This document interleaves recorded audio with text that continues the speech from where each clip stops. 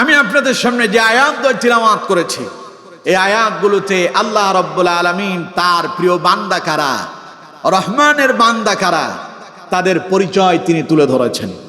আমার বন্ধুগণ, আমি আপনাদেরকে প্রশ্ন করি, আমাদের স্রষ্টা কে? সবাই আওয়াজ দিয়ে বলেন, আমাদের স্রষ্টা কে? আমরা আল্লাহর সৃষ্টি, আল্লাহ আমাদের স্রষ্টা, সেই সুবাদে তিনি আমাদের রব, আমরা তার বান্দা, ঠিক কিনা? বান্দা এটা হলো ফার্সি শব্দ, এটার আরবি শব্দ হলো আব্দুন, আর বাংলাতে বললে গোলাম অথবা দাস। আমার বন্ধুগণ, প্রিয় ভাই সাহেব, তাইলে কোন তো দেখি, আমরা সবাই আল্লাহর গোলাম, আমরা সবাই আল্লাহর। আল্লাহ গোলাম এবং আল্লাহর ভেতরে পার্থক্য একটাই, বান্দা এবং আল্লাহর মাঝে মূল পার্থক্য হলে আল্লাহ হচ্ছেন স্রষ্টা, তিনি হচ্ছেন চিরঞ্জীব, চিরস্থায়ী, অনাদি, অনন্ত, তিনি আছেন, তিনি ছিলেন, তিনি থাকবেন, ঠিক কিনা? আর বান্দা হলো তারা। স্রষ্টার আরো একটা গুণ আছে, তিনি কারো মুখাপেক্ষী নন, আর সৃষ্টি হচ্ছে আল্লাহর মুখাপেক্ষী, বান্দা হচ্ছে আল্লাহর মুখাপেক্ষী, এবং বান্দা হচ্ছে মরণশীল, আল্লাহ হলেন চিরঞ্জীব। সুবহানাল্লাহ। কোন বান্দা সব সময় কার মুখাপেক্ষী? আচ্ছা, আমরা যখন রোগে পড়ি, বিপদে পড়ি, মুসিবতে পড়ি, কারে ডাকি? একটা মানুষের পেটে ব্যথা, মাথা ব্যথা, মাথা যন্ত্রণা, মায়ের প্রসব বেদনা যখন শুরু হয়ে যায়, সন্তান ভূমিষ্ঠ হবে যখন, দুনিয়ায় সন্তান আগমন করবে, মা কিন্তু ওরে মারে, ওরে বাবারে বলে চিৎকার মারে না, বরং বলে আল্লাহ আল্লাহ আল্লাহ, ঠিক কিনা? বিপদে বললেই সর্বপ্রথম মানুষের জবান দিয়া যেই কথা বের হয়ে যায়, সেই শব্দটার নাম হলো আল্লাহ। সেই শব্দের নাম কি? আমার বন্ধুগণ, হঠাৎ মনে পড়লো আর কি, আমি বড় আশ্চর্য হলাম, আমার ছোট মেয়ে, বয়স 4 বছর, অসুস্থ, একটু বমি হচ্ছে, পাশাপাশি জ্বরও আছে, পেটে ব্যথা আছে। ফজরের সময় আজান হচ্ছে, আমি শুনতে পাচ্ছি ও বলতেছে ও আল্লাহ। আমি লাফ দিয়ে উঠলাম, কি হইলো? দেখি যে ওর মা তার মাথা চেপে ধরছে, বাচ্চা বমি করতেছে। আমি চিন্তা করলাম, বাচ্চা তো তার মায়ের পাশে আছে, ও তো মারে ডাক দেওয়ার কথা ছিল, ও তো তার বাপেরে ডাক দেওয়ার কথা ছিল, তার খারাপ লাগতেছে, কিন্তু কি বললো? এই যে ছোট্ট মানুষের জবান দিয়ে আল্লাহ শব্দটি বের হলো, তার মানে পৃথিবীর মানুষ যখনই বিপদে পড়ে যায়, মুসিবতে পড়ে যায়, মানুষ একজনের মুখাপেক্ষী হয়ে যান, তিনি কে? আর আল্লাহ কি আমাদের মুখাপেক্ষী হন? তিনি হচ্ছেন এমন একজন, পড়ুন, কুল হুয়াল্লাহু আহাদ আল্লাহুস সামাদ লাম ইয়ালিদ ওয়া লাম ইউলাদ ওয়া লাম ইয়াকুল লাহু কুফুয়ান আহাদ। আল্লাহু আকবার। আল্লাহ বলছেন, নবী বলুন, কুল হুয়াল্লাহু আহাদ, আল্লাহ এক, তার কোনো শরীক নাই, তার কোনো অংশীদার নাই। আল্লাহুস সামাদ, তিনি কারো মুখাপেক্ষী নন। আল্লাহ পাক বলছেন, লাম ইয়ালিদ ওয়া লাম ইউলাদ, তিনি কারো থেকে জন্ম নেন নাই, কাউকে তিনি জন্ম দেন নাই। তার মানে তার বউ নাই, তার সন্তান নাই, তার স্ত্রী নাই, তিনি একক অদ্বিতীয়, তার কোনো অংশীদার নাই। আল্লাহ পাক বলছেন, ওয়া লাম ইয়াকুল লাহু কুফুয়ান আহাদ। আল্লাহ রাব্বুল আলামিন বলছেন, ও দুনিয়ার মানুষেরা শুনে রাখো, আল্লাহর সমকক্ষ আসমান এবং জমিনে আর কেউ নাই। আছে? তাইলে কোন তো আল্লাহ কি আমাদের মুখাপেক্ষী? আমরা কার মুখাপেক্ষী? আমার বন্ধুগণ, এই জন্য আল্লাহ রাব্বুল আলামিন অত্যন্ত চমৎকার ভাবে কোরআনুল কারীমের ভেতরে আল্লাহ পাক বলছেন, আমার বান্দারা শুনে রাখো, আমি আল্লাহ তোমাদের কারো মুখাপেক্ষী নই, আমি তোমাদের কারো দিকে তাকায় থাকি না, বরং পৃথিবীর সমস্ত মানুষ আমি আল্লাহর মুখাপেক্ষী হয়ে থাকে, মানুষ শুধু আমারে ডাকে। আল্লাহ পাক বলছেন, ইয়া আইয়ুহান নাসু আনতুমুল ফুকারাউ ইলাল্লাহ ওয়াল্লাহু হুয়াল গনিয়ুল হামিদ। ইয়া আইয়ুহান নাস, হে মানব গোষ্ঠী, আনতুমুল ফুকারাউ ইলাল্লাহ, তোমরা হলো অভাবী, দরিদ্র, তোমরা তো আমার মুখাপেক্ষী। সুবহানাল্লাহ বলেন না? তোমরা তো আমার মুখাপেক্ষী, আমার দিকে তাকায় থাকো।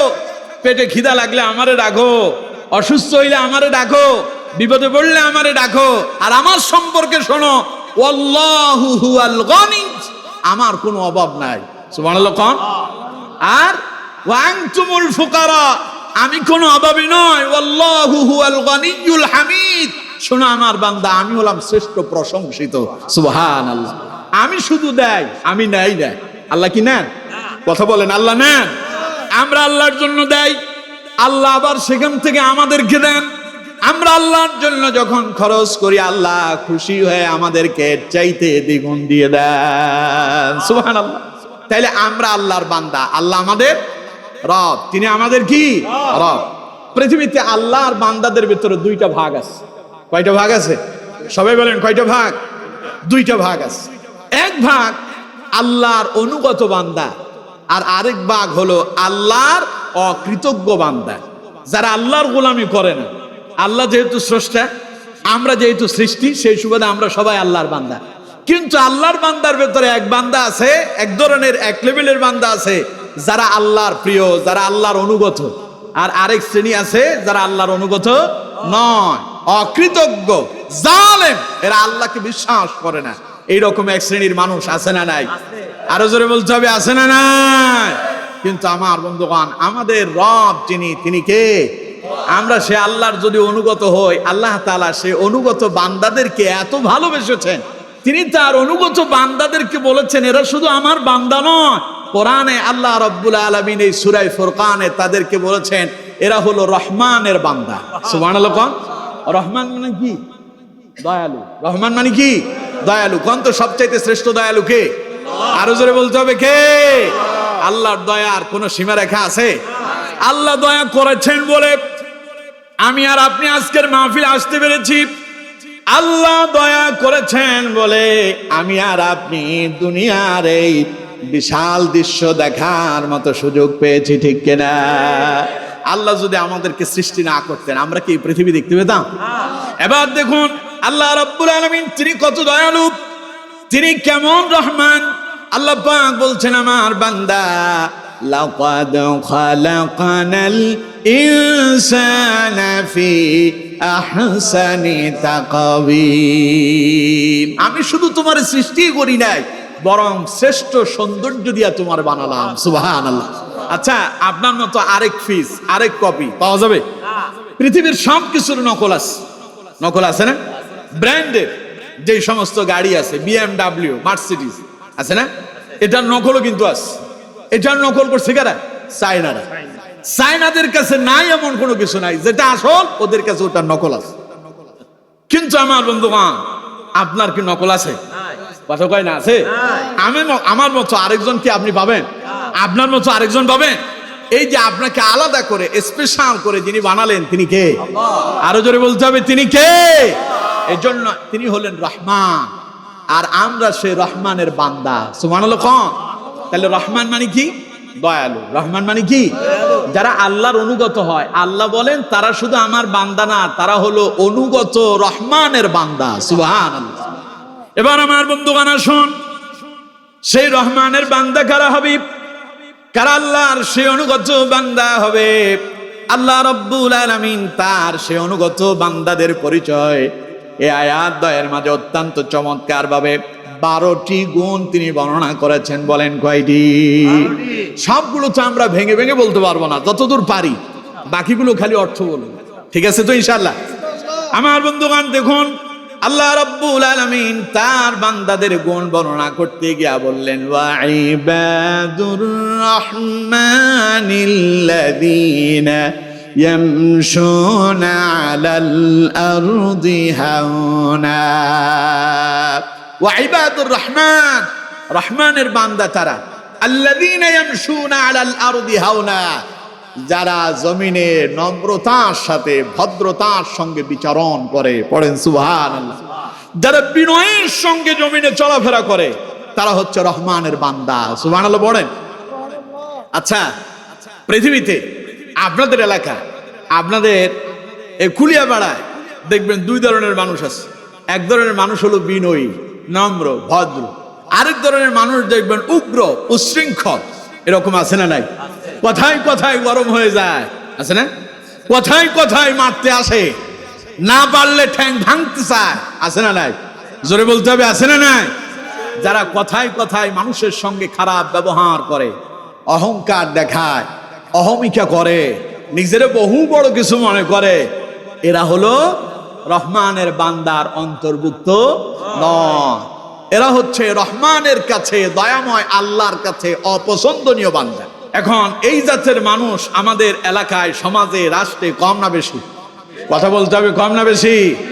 আল্লাহ রাব্বুল আলামিন সূরা লোকমানের ভেতরে আল্লাহ পাক অত্যন্ত চমৎকার ভাবে বললেন, ওয়ালা তুসাইর খাদ্দাকা লিন্নাসি ওয়ালা তামশি ফিল আরদি মারহা।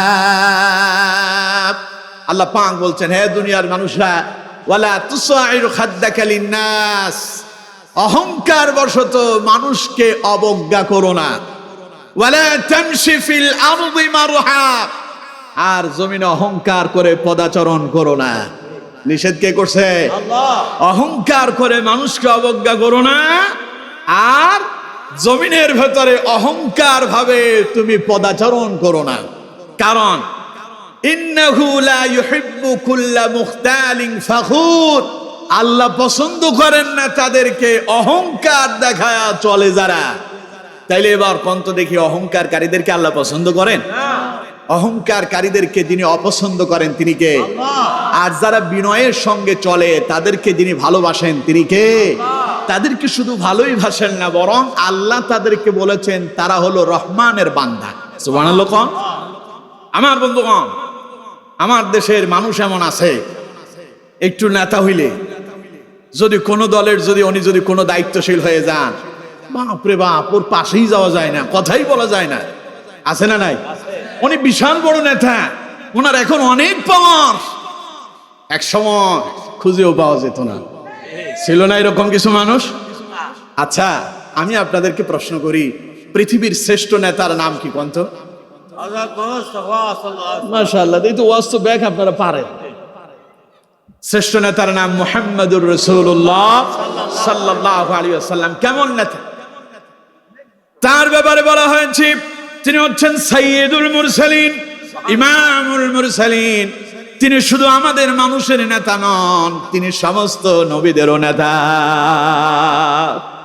সমস্ত নবীদের নেতা।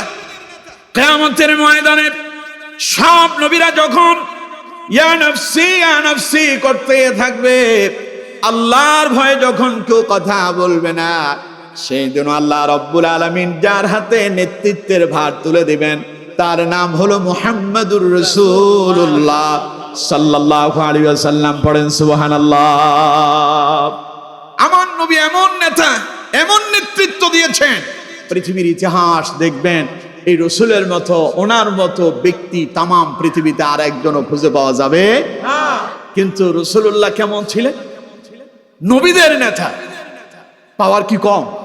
কথা বলে না কেন? পাওয়ার কম, কিন্তু এই নবীর মতো এত বিনয়ী আপনি পৃথিবীতে একজনও খুঁজে পাবেন না। আমরা কথায় কথায় বউয়ের সাথে রাগ করি না? অল্পতেই আমাদের মন খারাপ হয়ে যায়।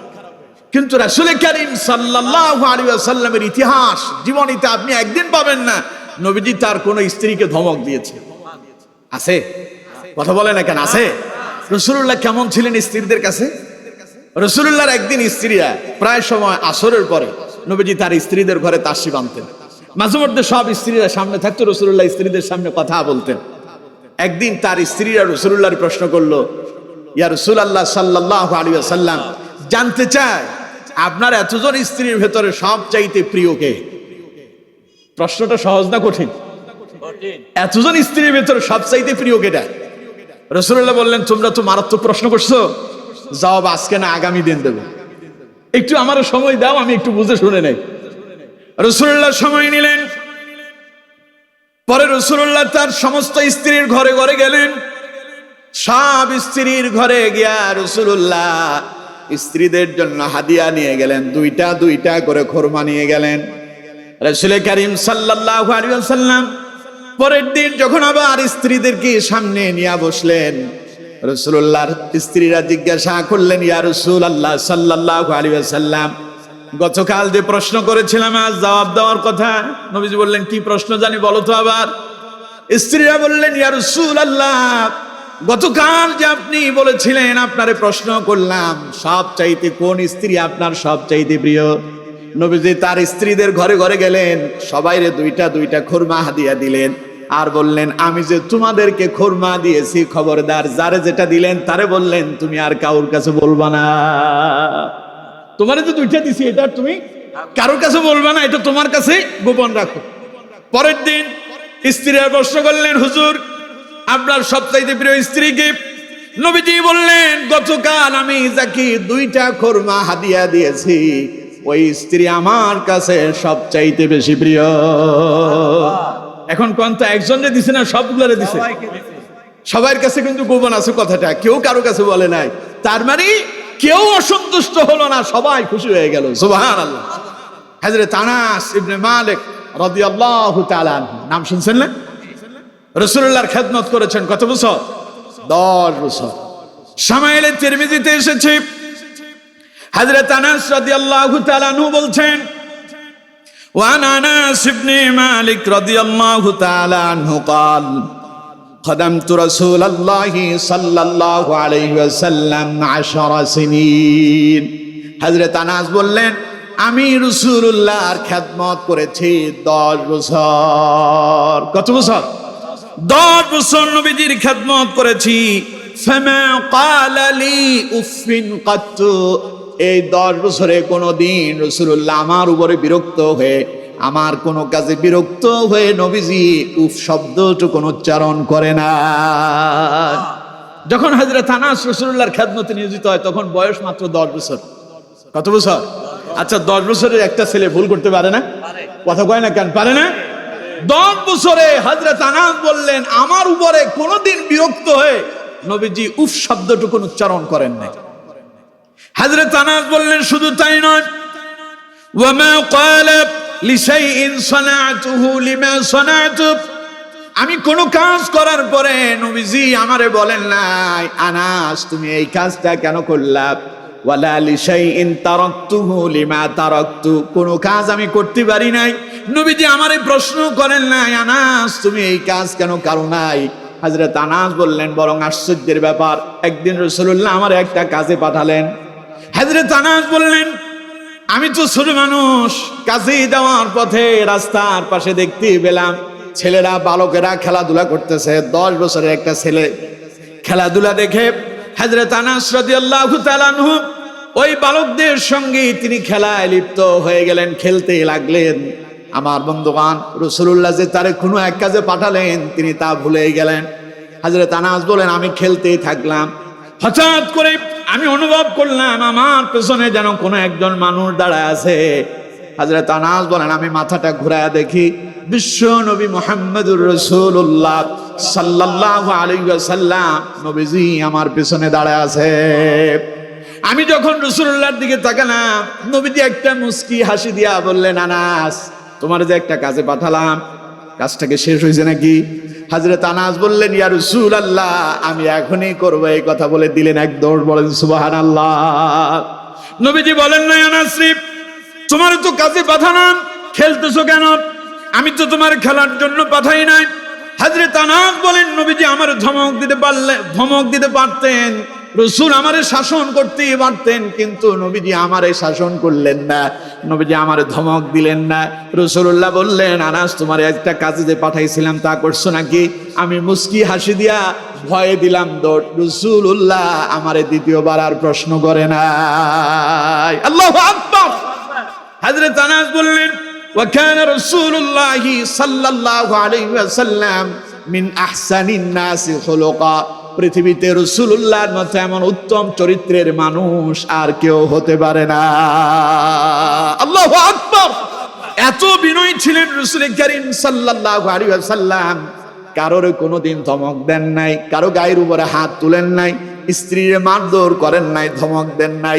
নিজের ঘরের ভেতরে যেই বালক 10 বছর পর্যন্ত নবীজির খেদমত করলো, 10 বছরে কি ভুল হইতে পারে না? কথা পায় না, পারে না? আপনার ঘরের স্ত্রী সকালে আপনার সঙ্গে ঝগড়া লেগে যায়, বিকালে একবার হয়, রাতে আবার হয়, কিন্তু রাসূলুল্লাহর খেদমতে ছিলেন 10 বছর হযরত আনাস। 10 বছরে নবীজি কোনোদিন তারে ধমক দেন নাই, বকাঝকা করেন নাই। বরং হযরত আনাস বললেন, কেউ যদি আমারে বকাঝকা করত, নবীজি বলতেন, আনাস ছোট মানুষ, তোমরা তারে বকাঝকা করো না। রাসূলুল্লাহ আমারে কাছে টেনে নিতেন, আর নবীজি আমারে আদর যত্ন দিয়ে কাছে টেনে রাখতেন। আল্লাহু আকবার। এমন চরিত্র যদি আমাদের নেতাদের হতো, আমাদের নেতারা কথায় কথায় একজন আরেকজনের পেছনে বিষোদগার করে, একজন আরেকজনের সমালোচনায় ব্যস্ত, একজন আরেকজনকে নিয়ে কটূক্তি করতেছে, ব্যঙ্গ করতেছে, একজন আরেকজনকে ঘায়েল করার জন্য চেষ্টা করতেছে। যদি আমার নেতারা একজন আরেকজনকে যদি কাছে টেনে নিতে পারত, বিশ্বাস করেন আমাদের বাংলাদেশ, আমাদের এই জন্মভূমি মাতৃভূমি বাংলাদেশ একটা সোনার দেশে পরিণত হয়ে যেত। আমাদের নেতারা খালি চিন্তা করে খালি আমারটা ঠিক থাকলেই চলে, ঠিক কিনা? জোরে বলতে হবে, ঠিক কিনা? অথচ আমার রাসূল কেমন ছিলেন? কথা কয় না, আমার রাসূল এমন ছিলেন? রাসূলুল্লাহ সাল্লাল্লাহু আলাইহি ওয়াসাল্লাম তিনি কোন ব্যথিত মানুষের ব্যথা দেখলে রাসূলুল্লাহ নিজেই কেঁদে দিতেন। নবীজি কোনো ক্ষুধার্ত মানুষকে দেখলে নিজে না খেয়ে তারে খাবারটা তুলে দিতেন। রাসূলুল্লাহ অপরের বোঝা হালকা করে দিতেন। বিশ্ব নবীর ইতিহাস নাই রাসূলুল্লাহর কাফেরেরা পাগল বলল, জাদুকর বলল, মিথ্যাবাদী বলল, অথচ আমার নবী কোনদিন প্রতিবাদ করে তাদেরকে পাগল আর মিথ্যাবাদী বলে গালি দেন নাই। ইতিহাস আছে এমন। আবুল আহাব রাসূলুল্লাহর বলল, মুহাম্মদ তুমি ধ্বংস হয়ে যাও। রাসূলুল্লাহ ইচ্ছে করলে বলতে পারতেন, আবুল আহাব তুমি ধ্বংস হয়ে যাও, কিন্তু নবীজি চুপ করলেন। রাসূলুল্লাহ ধৈর্যের পরিচয় দিলেন, কোনো প্রতিবাদ করলেন না। আল্লাহ পাক হযরত রাসূলুল্লাহর পক্ষ হয়ে নিজে প্রতিবাদ জানালেন। তাব্বাত ইয়াদা, পড়েন, তাব্বাত ইয়াদা আবি লাহাবি ওয়া তাব মা আগনা আনহু মালুহু ওয়া মা কাসাব سيصلى نارا ذات لهب وامرأته حمالة الحطب في جيدها حبل من مسد। পড়েন আল্লাহু আকবার। জবাব দিলেন কে? আল্লাহ। আরো জোরে বলতে হবে কে? নবীজি ধৈর্যের পরিচয় দিলেন। আল্লাহ রাব্বুল আলামিন বললেন, নবী টেনশন করবেন না, হতাশ হবেন না। আপনারে আবুল আহাব গালি দেয়, আপনার উপরে লানত দেয়, ও নবী শোনেন, আমি নিজেই প্রতিবাদ করলাম। তাব্বাত ইয়াদা আবি লাহাবি ওয়া তাব, যে আবুল আহাব আপনার বিরুদ্ধে আঙ্গুল উঁচু করলো, যে আবুল আহাব আপনাকে গালি দিল, যে আবুল আহাব আপনার উপরে লানত করলো, আমি আল্লাহ উল্টা আবুল আহাবরে ধ্বংস করে দিলাম। পড়েন আল্লাহু আকবার। সুতরাং কেউ যদি কাউকে গালি দেয়, অহংকার দেখায় কারোর ছোট করতে চায়, বরং সে বড় হয় না, নিজেই ছোট হয়ে যায়, ঠিক কিনা? একটা দল ছিল, দেখেন না, কথায় কথায় বলতো খেলা হবে, বলছিল না? কি অহংকার, কি অহমিকা, কি দাম্ভিকতা এখন আছে? একটারও খুঁজে পাওয়া যায়? আরে কিছু কিছু কর্মী আছে অসহায়, সমর্থন করতো, অপরাধ করে নাই তারা, কিন্তু আজ ওই যে বড়দের অপরাধের কারণে তারা নিজেরাও লজ্জিত, ঠিক কিনা? নিজেরাও চেহারা দেখাতে পারে না। এই জন্য বলছি, এই দেশের নেতৃত্ব স্থানীয় লোক যারা নিজেদেরকে বড় বড় নেতা ভাবেন, যারা অহংকার দেখাবেন না। অহংকারকারীকে যিনি পছন্দ করেন না তিনি কে? ইন্নাল্লাহা লা ইউহিব্বু কুল্লা মুখতালিন ফাখুর। আল্লাহ পছন্দ করেন না তাদেরকে অহংকার দেখায় চলে যারা। অহংকার হচ্ছে আল্লাহর চাদর। অহংকার কার চাদর? আল্লাহ। যে অহংকার করে সে যেন আল্লাহর চাদর নিয়ে টানা হেসরা করতেছে। নাউজুবিল্লাহ বলেন না? এই জন্য আমার বন্ধুগণ, আমরা কি অহংকারী হব? সবাই বলেন অহংকারী হব। আমরা কি হব? সবাই বলতে হবে আমরা কি হব? আমরা যদি বিনয়ী হয়ে যাই, আল্লাহ রাব্বুল আলামিন বলছেন, ওয়া ইবাদুর রাহমানিল্লাযীনা ইয়ামশুনা আলাল আরদি হাওনা। দুনিয়ার মানুষেরা শোনো, রহমানের বান্দা হলো তারা জমিনে বিনয়ের সঙ্গে চলে যারা। আপনি মাথাটারে নিচু করে দেন। কেউ আপনারে গালি দেয়, পাল্টা গালি না দিয়া, কেউ আপনার উপর আঘাত করতে আসে, পাল্টা আঘাত করতে না গিয়া ধৈর্যের পরিচয় দেন, বিনয়ের সঙ্গে চলেন। বিনয়ের সঙ্গে যারা চলে তাদের সঙ্গে কে থাকে? আল্লাহ যদি কারো সঙ্গী হয়ে যায়, পৃথিবীর কারো ক্ষমতা নাই তার ক্ষতি সাধন করতে পারে। কাফেরেরা রাসূলুল্লাহকে হত্যা করার জন্য চতুর্দিক থেকে ষড়যন্ত্র করলো, কিন্তু রাসূলুল্লাহর পক্ষ যিনি অবলম্বন করলেন, বলেন তিনি কে? কাফেররা রাসূলুল্লাহর কিছু করতে পারছিল? কথা বলেন না কেন? কিছু করতে পারছে? কাফেররা এসেছিল রাসূলুল্লাহর হুজরার ভেতরে ঢুকবে, নবীজিকে হত্যা করবে। আল্লাহ রাব্বুল আলামিন কাফেরদের চোখে ধুলা দিয়া বিশ্ব নবীরে মদিনায় হিজরত করার জন্য রওনা করায়া দিল।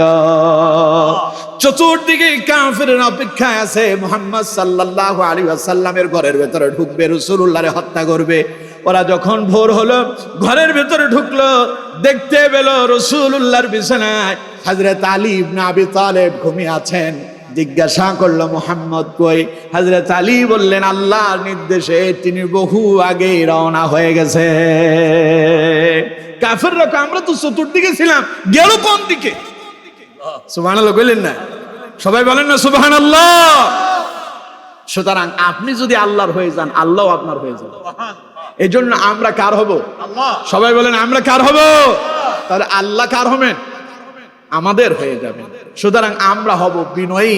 জমিনে আমরা অহংকার করব না, আমরা জমিনে চলবো বিনয়ের সঙ্গে। আর এই বিনয়তার কারণে তিনি আমাদেরকে তার প্রিয় বান্দা হিসেবে গ্রহণ করবেন। আমরা তাহলে এই প্রথম গুণটা অর্জন করতে পারবো তো ইনশাআল্লাহ? এবার দ্বিতীয় গুণে যাই। আমার বন্ধুগণ, আল্লাহ রাব্বুল আলামিন রহমানের বান্দাদের দ্বিতীয় গুণের কথা বললেন, ওয়াইদা খাতাবাহুমুল জাহিলুনা ক্বালু সালামা। শোনো দুনিয়ার মানুষ, রহমানের বান্দাদের আরেকটা গুণ হলো, ওরা যখন কোনো অজ্ঞ মূর্খদের সাথে কথা বলে, মূর্খরা যখন তাদের সঙ্গে ঝগড়া করতে চায়, আল্লাহ তাআলা বলেছেন তখন রহমানের বান্দারা তাদের সঙ্গে ঝগড়া করে না, বরং ক্বালু সালামা, সালাম জানায়া বিদায় নেয়। পড়েন সুবহানাল্লাহ। আমার বন্ধুগণ, প্রিয় ভাই সাহেব, আল্লাহ রাব্বুল আলামিন বলছেন রহমানের বান্দাদের দ্বিতীয় নাম্বার গুণ হলো, রহমানের বান্দারা তারা মূর্খদের সঙ্গে তর্কে জড়ায় না। মূর্খ বুঝেন তো? কথা বলে না, মূর্খ বুঝেন? যার কাছে আক্ষরিক জ্ঞান নাই, পড়ালেখা করে নাই, মাদ্রাসায় যায় নাই, স্কুলে যায় নাই, তারে কি বলে? সবাই বলেন তারে কি বলে? এই মূর্খ লোকদের সঙ্গে আপনি কখনো তর্কে জড়াবেন না। রহমানের বান্দারা তাদের সঙ্গে তর্ক করে না। হযরত ইমাম শাফি রাহমাতুল্লাহ আলাইহি বলছেন, খবরদার, মনে রেখো, বুদ্ধিমানরা কখনো মূর্খদের সঙ্গে তর্কে জড়ায় না। কারণ তুমি যদি মূর্খদের সাথে তর্ক করো, নিশ্চিত তুমি পরাজিত হবে। কারণ কি? মূর্খ লোক তোমারে গালি দিবে। তুমি শিক্ষিত মানুষ, তুমি নামাজি মানুষ, তুমি কি পাল্টা তারে গালি দিতে পারবে? কথা বলে না কেন? পারবেন? সে তোমারে একটা গালি দিবে, তুমি তারে গালি দিতে পারবা না। খবরদার, মূর্খরা এমন লোক, যদি তর্কে জড়াও, ও তোমাকে এমন পর্যায়ে নিয়ে আসবে, তার কাতারে সামিল করে দেবে। কথা বলতে বলতে যখন তুমি পারবা না, সে তোমার একটা গালি দিলে পাল্টা তুমিও একটা দিয়ে বলছো, সুতরাং তুমি হবা পরাজিত। এই জন্য মূর্খদের সঙ্গে তর্কে জড়ানো যাবে। সবাই বলতে হবে তর্কে জড়ানো যাবে। রাসূল করিম সাল্লাল্লাহু আলাইহি ওয়াসাল্লামকে আল্লাহ নিজেই নির্দেশ দিয়েছেন, নবী মূর্খদের থেকে একটু দূরে থাকেন। সুবহানাল্লাহ বললেন না? কোরআনুল কারীমে আল্লাহ পাক তার নবীরে বললেন, খুযিল আফওয়া ওয়া আমর বিল মা'রুফ ওয়া আ'রিদ আনিল জাহিলিন। নবী আপনি ক্ষমার নীতি অবলম্বন করুন আর সৎ কাজের আদেশ দিন, আর মূর্খদের থেকে আপনি দূরত্ব বজায় থাকেন। সুবহানাল্লাহ। মূর্খরা রাসূলুল্লাহরে বারংবার প্রশ্ন করে বিরক্ত করত, এলোমেলো প্রশ্ন করত, মন্দ কথা বলতো। মূর্খরা রাসূলুল্লাহর সম্মান ইজ্জত বুঝতে পারতো না। রাসূলুল্লাহরে পাগল বলতো, মাজনুন বলতো, জাদুকর বলতো, মিথ্যাবাদী বলতো। আমি আপনাদেরকে প্রশ্ন করি, আমার রাসূল কি পাগল ছিল? রাসূলুল্লাহ কি জাদুকর ছিল? মিথ্যাবাদী ছিল? নবীজির জীবনের ইতিহাস খুঁজে দেখেন, পৃথিবীর কোন নেতা খুঁজে পাবেন না জীবনে একটা মিথ্যা কথা বলে নাই। অথচ আমার নবীর 63 বছরের জীবনী দেখেন, নবুয়তের আগে এবং পরে। নবুয়ত দিয়েছেন আল্লাহ তাআলা তার রাসূলকে 40 বছর বয়সে, নবুয়ত দিয়া নবুয়তের দায়িত্ব বুঝাইয়া দিলেন, রিসালাতের দায়িত্ব গ্রহণ করে নবীজি দাওয়াতি কাজ শুরু করলেন। কিন্তু এই 40 বছরের আগে রাসূলুল্লাহর পূর্বের সময় নবুয়তের দাওয়াতি কাজ করেননি, কিন্তু ইতিহাস নাই বিশ্ব নবী বিগত 40 বছরেও কোন একটা মিথ্যা কথা বলেছেন। সুবহানাল্লাহ কইলেন না তো? রাসূলুল্লাহর জীবনের 63 বছরের জীবন, 63 বছরের জীবনেতে একটা মিথ্যা কথা কোনদিন মানুষের সঙ্গে তিনি হাসি তামাশা করেও রহস্য করেও বলেন নাই। অথচ আমার দেশে অসংখ্য মানুষ আছে কথায় কথায় মিথ্যা বলে। সামনে নির্বাচন, দেখবেন কত রকমের ইশতিহার ঘোষণা হবে, আমরা নেতা হলে, আমরা ক্ষমতায় গেলে এই করব সেই করব, এই দেব সেই দেব, বলে না? এক গ্রুপ এর আগে বলছিল 10 টাকায় চাউল খাওয়াবে, ঘরে ঘরে চাকরি দেবে। সেই 10 টাকার চাউল আর আমাদের ভাগ্যে জুটলো না। কথা বলেন ঠিক কিনা? যে সয়াবিন ছিল 55 টাকা লিটার, সেটা এখন 220 টাকা গেল, ঠিক কিনা? যেই পেঁয়াজ আমরা তখন খেয়েছিলাম 8-10 টাকা দিয়া, সেটা আমরা তৎকালীন সময় 350-400 টাকা দিয়েও কেজি কিনে গেছি, ঠিক কিনা?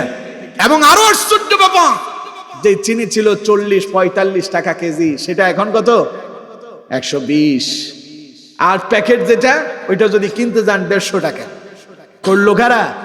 10 টাকার দামে চাল খাওয়াবে বলছে যারা, ঘরে ঘরে চাকরি দিবে বলছে যারা, বলেছিল ঠিক।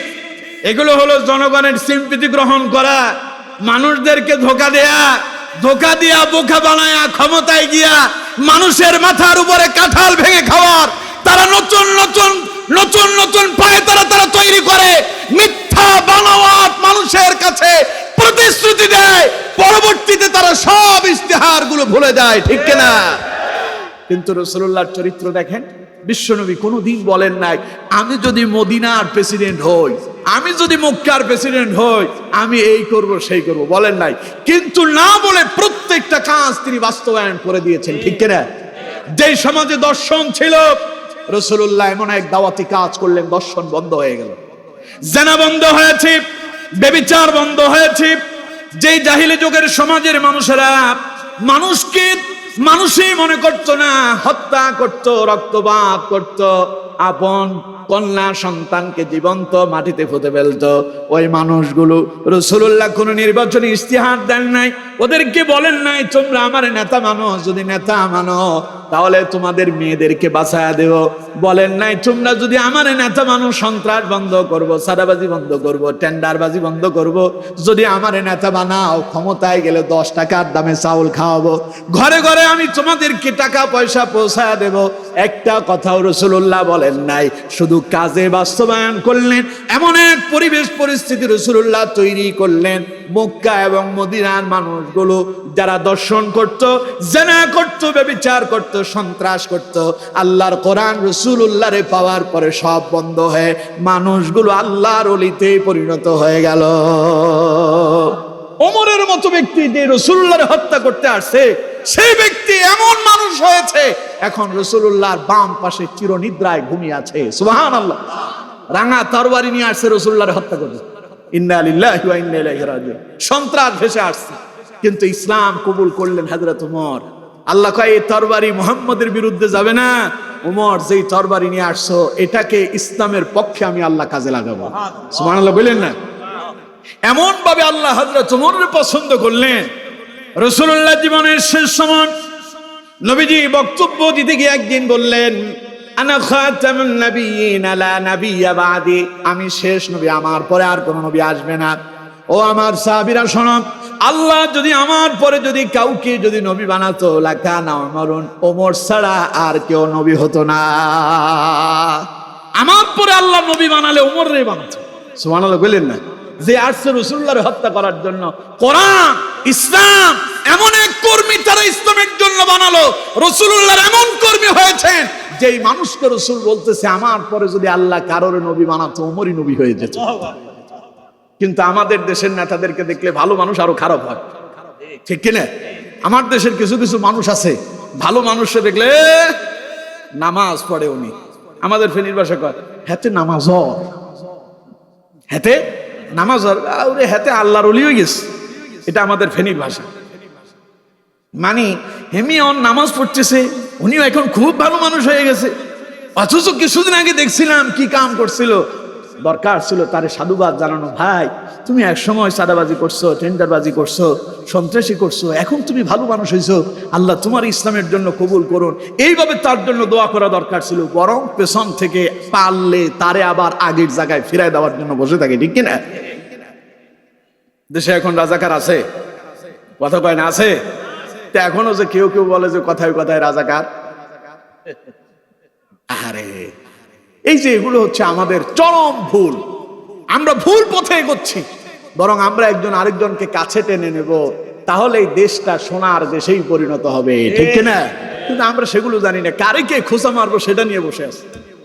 কিন্তু আমার বন্ধুগণ, রাসূল করিম সাল্লাল্লাহু আলাইহি ওয়াসাল্লামের চরিত্র এমন ছিল, বিশ্বনবী তার 63 বছরের জীবনীতে একটা মিথ্যা কথাও বলেন নাই। এই জন্য আল্লাহ রাব্বুল আলামিন দুনিয়ার মানুষদেরকে ডেকে বলেছেন, লাকাদ কানা লাকুম ফি রাসূলিল্লাহি উসওয়াতুন হাসানা। দুনিয়ার মানুষেরা যদি কল্যাণ পেতে চাও, জীবনটারে যদি সুন্দর করে সাজাতে চাও, তাহলে বিশ্ব নবী মুহাম্মদ সাল্লাল্লাহু আলাইহি ওয়াসাল্লামের জীবনের অনুসরণ করো, কারণ তার জীবনের মাঝে তোমাদের জন্য রয়েছে উত্তম আদর্শ। সুবহানাল্লাহ। এই জন্য নেতা মানবো মুহাম্মদ সাল্লাল্লাহু আলাইহি ওয়াসাল্লাম। স্লোগান হবে একটাই, আমার নেতা তোমার নেতা বিশ্ব নবী। আমার বন্ধুগণ, সুতরাং আমাদের নেতা মুহাম্মদ সাল্লাল্লাহু, তাহলে একটু আওয়াজ দিয়ে আমার সঙ্গে সবাই বলেন, আমার নেতা তোমার নেতা বিশ্বনবী মুস্তাফা। আমার নেতা তোমার নেতা বিশ্বনবী মুস্তাফা। আমার নেতা তোমার নেতা বিশ্বনবী মুস্তাফা। পড়েন আলহামদুলিল্লাহ। আল্লাহ সেই নবীরে বলছেন, খুদিল আফওয়া ওয়া'মুর বিল মা'রুফ ওয়া আ'রিদ আনিল জাহিলিন। নবী ক্ষমার নীতি অবলম্বন করেন। আমাদেরকে কেউ গালি দিলে পাল্টা গালি দেব না, রাজাকার বললে পাল্টা রাজাকার বলবো না, মৌলবাদ বললে পাল্টা মৌলবাদ বলবো না, বরং আমরা বলবো আমরা তোমার ক্ষমা করি, কলিজায় টেনে নিতে চাই, কারণ এটাই রাসূলুল্লাহর আদর্শ, ঠিক কিনা?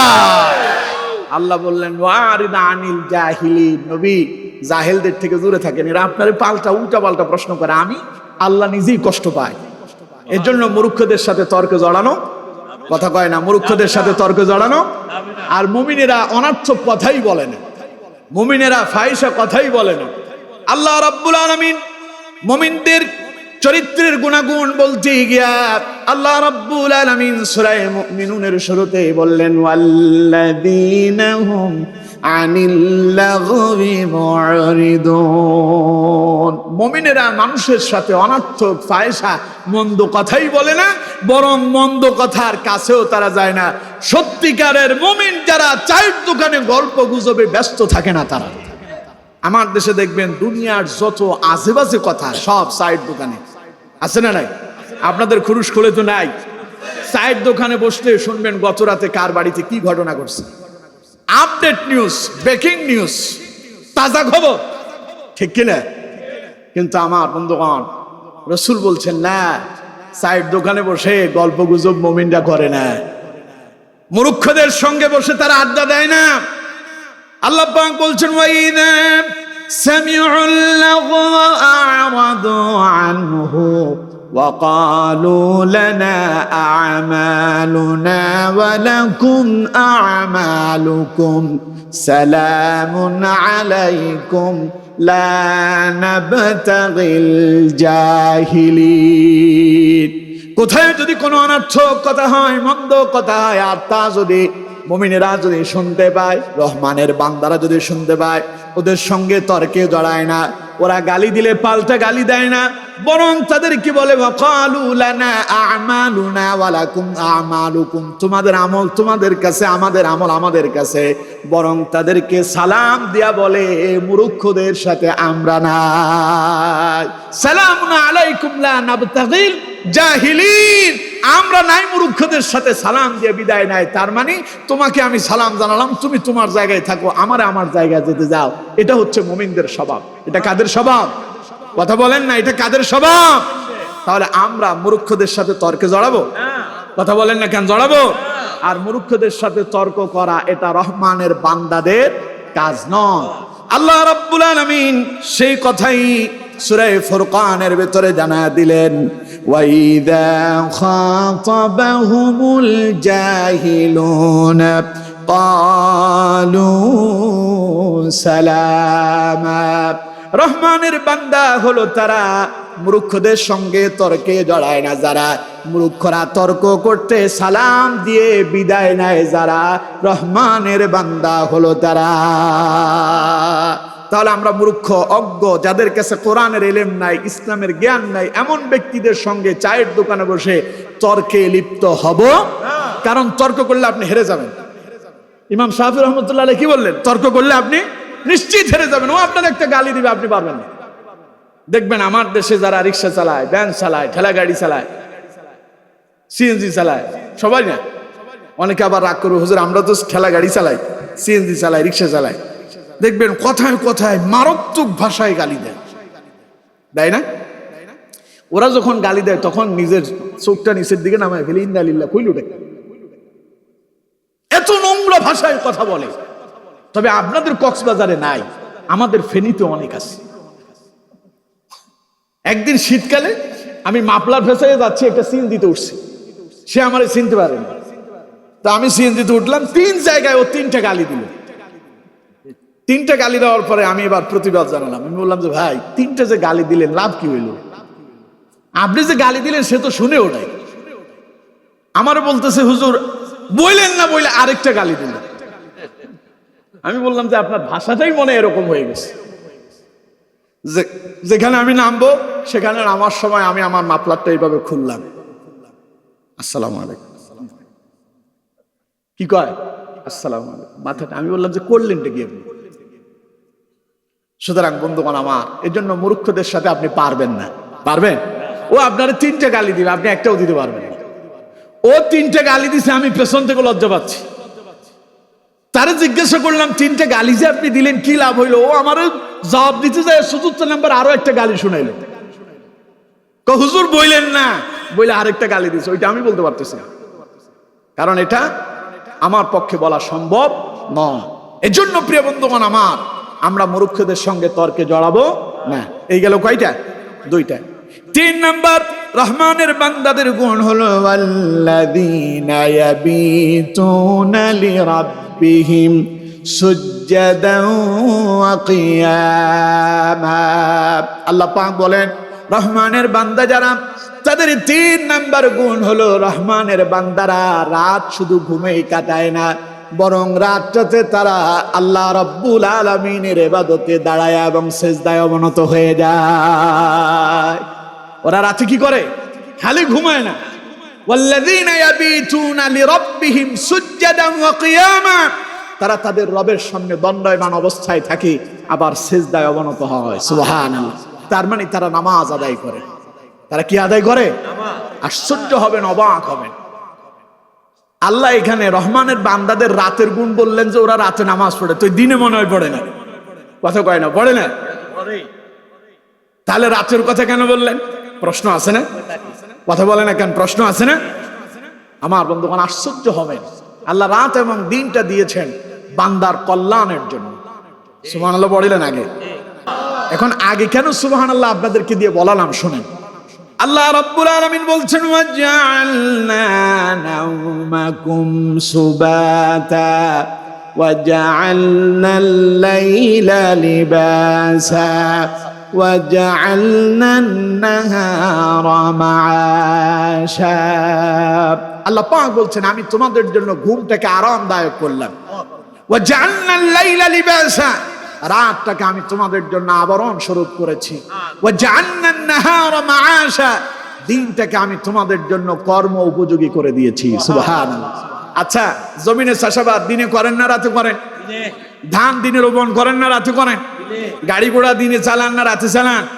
হ্যাঁ, রাতেও 2-4টা চলে, তবে সংখ্যায় কি কম, সংখ্যা কম। আমরা দিনের বেলায় ব্যবসা করি, রাত গভীর হলে ব্যবসা বন্ধ করে বাড়িতে চলে যায়। রাশেদ ভাই বললো যে হুজুর ব্যবসা তো এখন দোকানপাট শেষ করলাম, বাসায় যাচ্ছি, খাওয়া দাওয়া করব।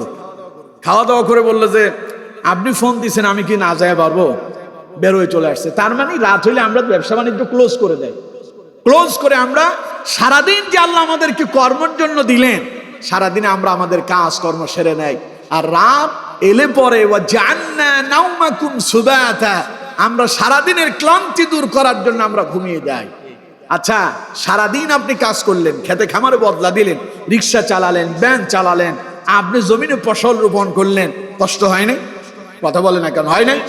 এখন আপনি রাতে এসে যদি একটু ঘুমান, এই যে ক্লান্তি সারাদিন যা হয়েছে তা কি আর থাকে? দিনে আমরা যত কাজ করি আমাদের শরীরটা হয়ে যায় ক্লান্ত, পরিশ্রান্ত। আমরা যখন রাতে ঘুমায় যাই সারাদিনের ক্লান্তি চলে যায়, দিনে আবার নতুন উদ্যমে আমরা কাজ শুরু করে দেয়, ঠিক কিনা? এই রাত দিয়েছেন আল্লাহ তাআলা বিশ্রাম করার জন্য, রাতটাকে আল্লাহ তাআলা ঢেকে দিয়েছেন। যদি রাত যদি না হতো তাহলে আমরা কেউ সারাদিনের ক্লান্তি দূর করতে পারতাম? মনে করেন আজকে সারা রাত আপনি ঘুমালেন না, সারাদিনও যদি আপনি বিছানায় পড়ে থাকেন, দেখবেন রাতের ঘুম আপনি শেষ করতে পারবেন না। পারবেন? কারণ রাত হলো আপনার শরীরের এই ক্লান্তি দূর করার জন্য স্পেশাল নিয়ামত কে দিয়েছেন? আল্লাহ। এর জন্য আমার বন্ধুগণ, আল্লাহ রাব্বুল আলামিন বলছেন, আমার বান্দা রাত দিলাম তোমাদেরকে আমি এই জন্য, ওয়াজআলনা নাওমাকুম সুবাতা, তোমাদের জন্য ঘুমটারে আমি আরামদায়ক করলাম। ওয়াজআলনাল লাইলা লিবাসা, রাতটাকে আমি ঢেকে দিলাম, আবরণ স্বরূপ করে দিলাম। আর ওয়াজআলনান নাহারা মাআশা, দিনটাকে তোমাদের জন্য কর্ম উপযোগী করলাম। সারাদিন তুমি কর্ম করলাম, রাত্রিবেলা তুমি ঘুমায় যাও। কিন্তু আল্লাহ পাক বলেন, রহমানের এমন কিছু বান্দা আছে সারাদিন তারাও কর্ম করে, সারাদিন ব্যবসা করে, বাজারে যায়, জমিনে কাজ করে, রিক্সা চালায়, ভ্যান চালায়, ঠেলা গাড়ি চালায়, এই সমস্ত কাজ করার পরেও সারা রাত তারা ঘুমে কাটায় দেয় না, বরং আল্লাহ রাব্বুল আলামিন বলছেন, ওয়াল্লাযীনা ইয়াবিতুনা লিরাব্বিহিম সুজ্জাদান ওয়া কিয়ামা, তারা রাতটাকে আল্লাহর সামনে, দয়াময় রবের সামনে দাঁড়ায়া এবং সিজদায় অবনত হয়ে কাটিয়ে দেয়। সুবহানাল্লাহ। তার মানে রহমানের বান্দারা জানে রাত যখন গভীর হয়, দুনিয়ার সব ব্যবসা বাণিজ্য বন্ধ হয়ে যায়, গোটা পৃথিবী তখন নীরব নিস্তব্ধ হয়ে যায়, মানুষজন সবাই ঘুমে ব্যস্ত হয়ে পড়ে। কিন্তু রাত যখন গভীর হয় আল্লাহ পাকের রহমতের দরজা তখন খুলে যায়। সুবহানাল্লাহ কইলেন না তো? এত আস্তে কইলেন, জোরে কোন সুবহানাল্লাহ। রাত গভীর হলে মানুষ ব্যবসা বাণিজ্য বন্ধ করে দেয়, কিন্তু আল্লাহর ব্যবসার দরজা তখন খুলে যায়। হাদিসের ভেতরে এসেছে, তিরমিজির বর্ণনা, হাদিস বুখারী মুসলিমের ভেতরে এসেছে, রাসূলুল্লাহ বলেছেন, ইয়ানজিলু রাব্বুনা কুল্লা লাইলাতিন ইলাস সামাঈদ দুনিয়া হিনা ইউবকা সুলুসুল লাইলিল আখির, রাত যখন গভীর হয়ে যায়, নবীজি বলেন রাতের 1/3 যাওয়ার পরে 3 ভাগের 1 ভাগ যখন চলে যায়, আল্লাহ রাব্বুল আলামিন তখন দুনিয়ার আসমানে এসে যায়। কোথায় আসে? দুনিয়ার আসমান মানে যেটা আমরা দেখি। আল্লাহ আছেন কোথায়? আরশে আজিমে। আল্লাহ আছেন কোথায়? আরশে আজিমের উপর আর কিছু আছে? আর নাই। আমার বন্ধুগণ, আল্লাহ পাক বলছেন, আর রহমান আলাল আরশি ইস্তাওয়া, দয়াময় আল্লাহ রাব্বুল আলামিন তিনি আরশে আজিমের সমাহীন, তিনি সেখানেই আছেন, তিনি সেখানেই থাকেন। পড়েন সুবহানাল্লাহ। কিন্তু আমার বন্ধুগণ, রাত যখন গভীর হয়ে যায় আল্লাহ পাক আরশে আজিম থেকে দুনিয়ার আসমানে চলে আসেন। হাদিসে রাসূলুল্লাহ বলেন, ফায়াকুলু, আল্লাহ পাক বলেন, মাইয়াদুনি ফাআস্তাজিব লাহু, কে আছো আমারে ডাকবা, আমি তোমার ডাকে সাড়া দেব। সুবহানাল্লাহ বলেন না তো? কে আছো আমারে ডাকবা, আমি তোমার ডাকে সাড়া দেব। ওয়া মাইয়াসআলুনি ফাউতিয়াহু, কে আছো আমার কাছে সাহায্য চাইবা, আমি তোমার এখন সাহায্য করব।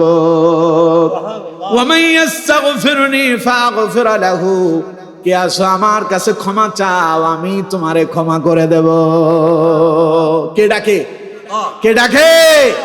আপনি আপনার বাবার সঙ্গে অপরাধ করেছেন, মারে গালি দিয়েছেন, ভাইয়ের সঙ্গে অপরাধ করেছেন, আপন জনের সঙ্গে অপরাধ করেছেন। ওরা চায় যদি ক্ষমা চায় ক্ষমা করব, কিন্তু কেউ আপনারে ডাকবে না। মা বলবে না বাবারে অপরাধ করছিস আমার কাছে আয় ক্ষমা চা, মাফ করে দেব, বলবে না। আব্বা বলবে না আমার সন্তান আমার সঙ্গে বেয়াদবি করছিস আমার কাছে আয় ক্ষমা চা, ক্ষমা করে দেব।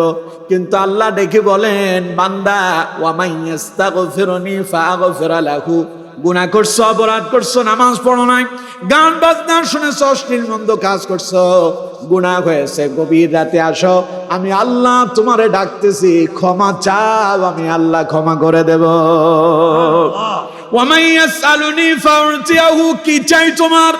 তোমার কি অভাব আছে, বিপদ আছে, তোমার কি মুসিবত আছে, তোমার কি সন্তান হয় না, তোমার কি ছেলের দরকার, তোমার কি মেয়ের দরকার, তোমার কি অর্থ সম্পদের প্রয়োজন, তোমার কি ব্যবসায় কি তোমার লাভবান হচ্ছ না, তুমি কি ব্যবসায় লোকসানের দিকে যাচ্ছ, তোমার বিশা পতাকা কি লাগে না, আমারে বলো, যা বলবা আমি আল্লাহ তোমারে তা মিটায়া দেব।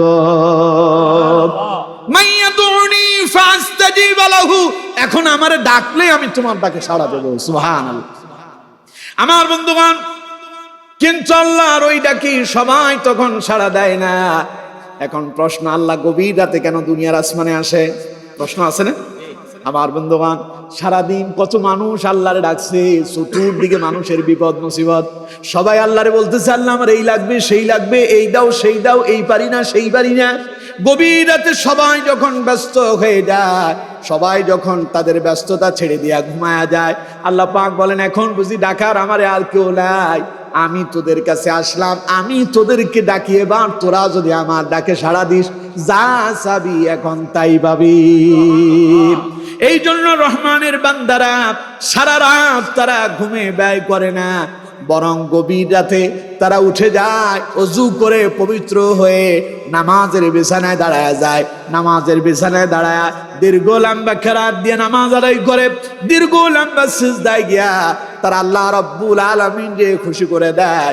আল্লাহ পাক বলেন, ওয়াল্লাযীনা ইয়াবিতুনা লিরাব্বিহিম সুজদান ওয়া কিয়ামা, রহমানের বান্দারা রাতটাকে আল্লাহর ইবাদতে দাঁড়ায় এবং সিজদায় অবনত হয়ে অতিবাহিত করে। আল্লাহ পাক বলেন আমি তাদের উপর এত খুশি হয়ে যাই, আমি আল্লাহ রাব্বুল আলামিন তাদেরকে আমার প্রিয় বান্দা বলে, অনুগত বান্দা বলে আমি আল্লাহ তাদেরকে কবুল করে নেয়। তাহলে রাত খালি ঘুমাবো? কথা কয় না, খালি ঘুমাবো? আপনারা অনেকে বলবেন হুজুর আপনি তাহাজ্জুদের আলোচনা করতেছেন, আমরা তো ফজর পড়ি।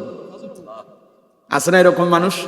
কথা বলে না, আছে না? নাই আজকে ইশার বলে না, এরকমও মানুষ এখানে থাকতে পারে। তো কি ওয়াজ শুনতেছেন, যাই ফজরও পড়বেন না, এরকমও আছে না? প্রিয় বন্ধুগণ, এটা করা যাবে না।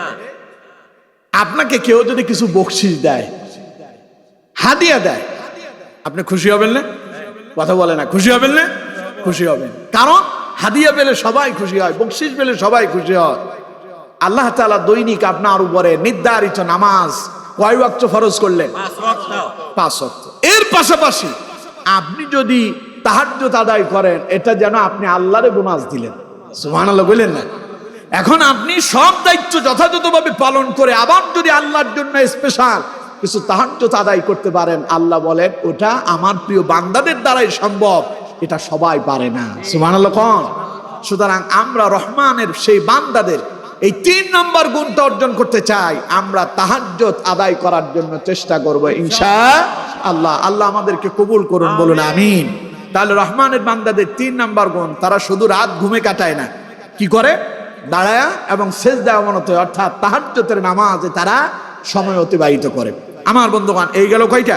3টা। 4 নাম্বার শুনুন, আল্লাহ রাব্বুল আলামিন বলছেন, ওয়াল্লাযীনা ইয়াকুলুনা রাব্বানা সরিফ আন্না আযাব জাহান্নাম ইন্না আযাবাহা কানা গরামা ইন্নাহা সাআত মুস্তাকাররান ওয়া মুকামা। আল্লাহ পাক বলেন রহমানের বান্দাদের 4 নাম্বার গুণ হলো ওয়াল্লাযীনা ইয়াকুলুনা, তারা বলে রব্বানা সরিফ আন্না আযাব জাহান্নাম, হে আমাদের রব জাহান্নামকে আপনি আমাদের থেকে দূরে সরায়া দেন। ইন্না আযাবাহা কানা গরামা, নিশ্চয় এর শাস্তি হলো ধ্বংস, এই ছাড়া আর কিছুই না। ইন্নাহা সাআত মুস্তাকাররান ওয়া মুকামা, নিশ্চয় নিঃসন্দেহে এর চাইতে মন্দ আবাসস্থল আর কিছুই হতে পারে না। আমার বন্ধুগণ, যেই মানুষগুলো সারাদিন বিনয়ের সঙ্গে চললো, যেই মানুষগুলো সারাদিন অনর্থক কথাবার্তা বলা থেকে বিরত থাকলো, যেই মানুষগুলো গভীর রাতে আল্লাহ রাব্বুল আলামিনকে সিজদায় অবনত হয়ে খুশি করলো, দাঁড়ায় আল্লাহর ইবাদত করলো, আল্লাহ পাক বলেন তাদের আরেকটা গুণ হলো ওয়াল্লাযীনা ইয়াকুলুনা রব্বানা সরিফ আন্না আযাব জাহান্নাম, তারা আমারে ডাইকা কয় হে আমার রব আপনি আমাদের থেকে জাহান্নামকে বহু দূরে সরায়া দেন, কারণ তারা জানে আল্লাহর কাছে এক কঠিন আযাবের ব্যবস্থা আছে, তার নাম জাহান্নাম। সবাই বলেন তার নাম জাহান্নাম। বিশ্বাস হয়? আচ্ছা কোন তো জাহান্নাম কি আরামের জায়গা না শাস্তির জায়গা? আর জান্নাত আরাম, জান্নাত আরাম। আল্লাহ রাব্বুল আলামিন বলছেন রহমানের বান্দারা এত ইবাদত করলো, এরপরেও তারা জাহান্নামকে খুব ভয় পায়। অথচ আমার দেশের অসংখ্য মানুষ এমন আছি জাহান্নামরে ভয় পায় না। আমরা হুজুরেরা তাদেরকে কোরআনের দিকে ডাকি, আল্লাহর কোরআনের দিকে আসেন, ইসলামের দিকে আসেন, রাসূলুল্লাহর আদর্শের দিকে আসেন। আল্লাহ তাহলে আপনারে জান্নাত দান করবেন যদি রাসূলুল্লাহর নেতা মানেন, ইসলাম মেনে যদি জীবন যাপন করেন, কোরআন দিয়ে যদি জীবন চালান, আপনি জান্নাত পাবেন। কেউ বলে হুজুররা জান্নাতের টিকিট বিক্রি করে, বলে না? তার মানে জান্নাত নিয়ে তামাশা শুরু হয়েছে। অথচ আল্লাহ রাব্বুল আলামিন বলছেন রহমানের বান্দা যারা এত নামাজ পড়ে, এত ইবাদত বন্দেগী করে, এত বিনয়ের সঙ্গে চলে, এরপরেও গভীর রাতে আল্লাহর ইবাদত করে আর তারে ডেকে ডেকে বলে ওয়াল্লাযীনা ইয়াকুলুনা রাব্বানা সরিফ আন্না আযাব জাহান্নাম, হে আমাদের রব, হে আমাদের প্রতিপালক, জাহান্নামকে আপনি আমাদের থেকে দূরে সরায়া দেন। আমি আপনাদেরকে জিজ্ঞাসা করি নবীরা কি জাহান্নামে যাবে নাকি? সবাই বলেন যাবে। কোন নবীর জীবনে কোনো গুনাহ আছে? নবীরা হলেন নিষ্পাপ মাসুম, নবীদের জীবনে কোনো গুনাহ নাই, পড়েন সুবহানাল্লাহ। অথচ আমার বন্ধুগণ এমন একজন নবী পাবেন না যে নবী আল্লাহর কাছে জাহান্নাম থেকে আশ্রয় চান নাই। ওই যে বললাম সব নবীদের নবী, শ্রেষ্ঠ নবী, নবীদের নেতা নাম কি? মুহাম্মাদুর রাসূলুল্লাহ সাল্লাল্লাহু আলাইহি ওয়াসাল্লাম, যাকে কিয়ামতের দিন আল্লাহ রাব্বুল আলামিন উম্মতের জন্য সুপারিশ করার পারমিশন দিয়ে দেবে। সেই নবী পর্যন্ত সারা জীবনভর আল্লাহর দরবারে দোয়া করেছেন আর কেঁদেছেন, আল্লাহুম্মা ইন্নী আউযু বিকা মিন আযাবিল কবর ওয়া আউযু বিকা মিন আযাবিন নার। আল্লাহ কবরের আযাব থেকে তুমি আমারে মুক্তি দাও, জাহান্নামের আযাব থেকে তুমি আমারে আশ্রয় দাও। তোমার কাছে কবরের আযাব থেকে আমি আশ্রয় চাই, জাহান্নামের আযাব থেকে আশ্রয় চাই। অথচ এই নবী জীবনে জাহান্নামে যাওয়া তো পরের কথা, এই নবীর মর্যাদা আল্লাহ এত বাড়ায় দিলেন, কিয়ামতের দিন সব নবীরা যখন আল্লাহর ভয়ে কথা বলবে না, সেই নবী উম্মতের জন্য সিজদায় পড়ে কাঁদবেন আর বলবেন রব্বি হাবলি উম্মতি, কাঁদবেন উম্মতের জন্য। আল্লাহ রাব্বুল আলামিন বলবেন নবী কাঁদেন কেন? মাথা উঠান, আজ তো আপনার কান্নার দিন না, আপনি কাঁদতেছেন কেন? রাসূলুল্লাহ বলবেন আল্লাহ আমার উম্মত বিপদে পড়েছে, আমার উম্মত বিপদে পড়েছে। বলে নাই আমার মেয়ে ফাতেমা বিপদে পড়ছে, বলে নাই আমার স্ত্রী আয়েশা বিপদে পড়েছে, খাদিজা বিপদে পড়েছে। কোন সাহাবীর নাম বলবেন না, কোন সন্তানের নাম বলবেন না। নবীজি সিজদায় গিয়া কাঁদবেন উম্মতি উম্মতি বলে। আল্লাহ রাব্বুল আলামিন তার নবীর বলবেন নবী উম্মতের জন্য বুঝি আপনারা এত দরদ, উম্মতের বুঝি এত মায়া করেন, উম্মতের যদি এত মহব্বত করেন, নবী আপনার কান্না আমার সহ্য হয় না, নবী আপনি মাথা উঠান, উম্মত বাছাই করে করে জান্নাতে নিয়ে যান। সেই নবী উম্মতের জন্য সুপারিশ করার যিনি পারমিশন পাবেন, সেই নবী আল্লাহর দরবারে কেঁদেছেন আর দোয়া করেছেন, আল্লাহুম্মা ইন্নী আউযু বিকা মিন আযাবিল কবর। হে আমার আল্লাহ, আমি তোমার কাছে কবরের আযাব থেকে আশ্রয় চাই। ওয়া আউযু বিকা মিন আযাবি জাহান্নাম, জাহান্নামের আযাব থেকে আমি তোমার কাছে আশ্রয় চাই। রাসূলুল্লাহ দোয়া করলেন, ওয়া আউযু বিকা মিন ফিতনাতিল মাহইয়া ওয়াল মামাত, আমি তোমার কাছে জীবন এবং মৃত্যুর ফিতনা থেকে আশ্রয় চাই। ওয়া আউযু বিকা মিন ফিতনাতিল মাসিহিদ দাজ্জাল, আর দাজ্জালের ফিতনা থেকে আমি তোমার কাছে আশ্রয় চাই। আমার বন্ধুগণ, আমি আপনাদেরকে প্রশ্ন করি, বিশ্বনবী মুহাম্মদ সাল্লাল্লাহু আলাইহি ওয়াসাল্লাম তিনি কি জাহান্নামে যাওয়ার কোনো সম্ভাবনা আছে নাকি? অথচ আমার বন্ধুগণ, সেই নবী আল্লাহর দরবারে যদি এত কাঁদে, তার মানে বুঝতে হবে জাহান্নাম মোটেও কোনো স্বাভাবিক জায়গা নয়। জাহান্নাম হলো অত্যন্ত ভয়াবহ এক আযাব এবং গজবের জায়গা, ঠিক কিনা? এই জন্য রাসূলুল্লাহ তার উম্মতদেরকে শিখিয়ে দিলেন, ও আমার উম্মতেরা, ফজরের পরে 7 বার পড়ো, আল্লাহুম্মা আজিরনি মিনান নার। কি পড়বেন?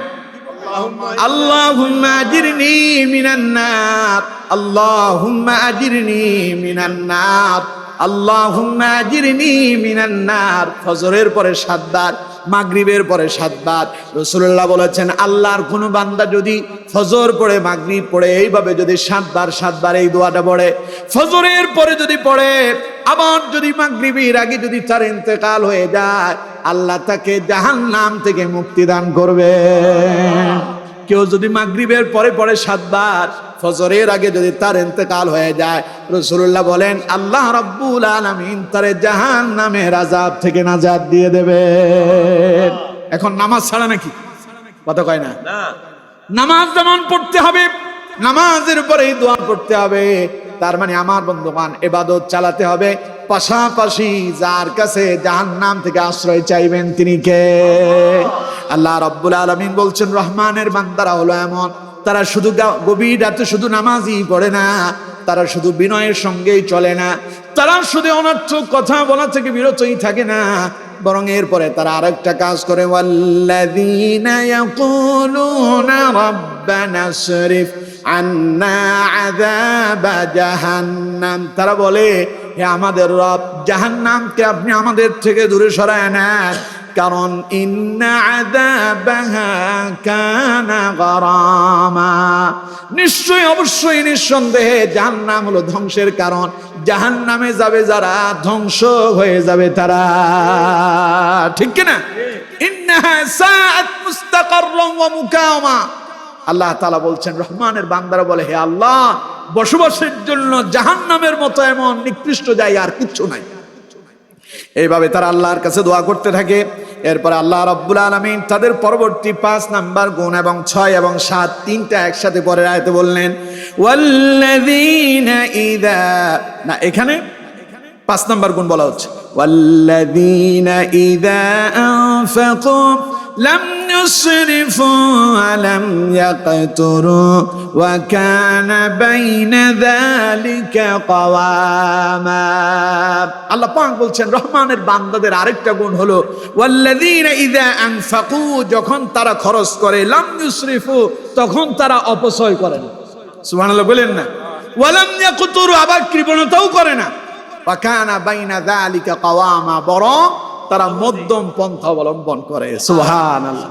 সুতরাং আমার বন্ধুগণ, আল্লাহ তাআলা বলেছেন, যারা রহমানের বান্দা হবে তারা অনার্থক খরচ করে না, অপচয় করবে না, আবার কৃপণতাও করবে না। আল্লাহ তাআলা বলছেন, কুলু ওয়াশরাবু ওয়া লা তুসরিফু ইন্নাহু লা ইউহিব্বুল মুসরিফিন। খাও, পান করো, অপচয় করো না, কারণ ইন্নাহু লা ইউহিব্বুল মুসরিফিন, নিশ্চয়ই আল্লাহ তাআলা অপচয়কারীকে পছন্দ করেন না। এজন্য আমরা অপচয় করব, সবাই বলেন অপচয় করব।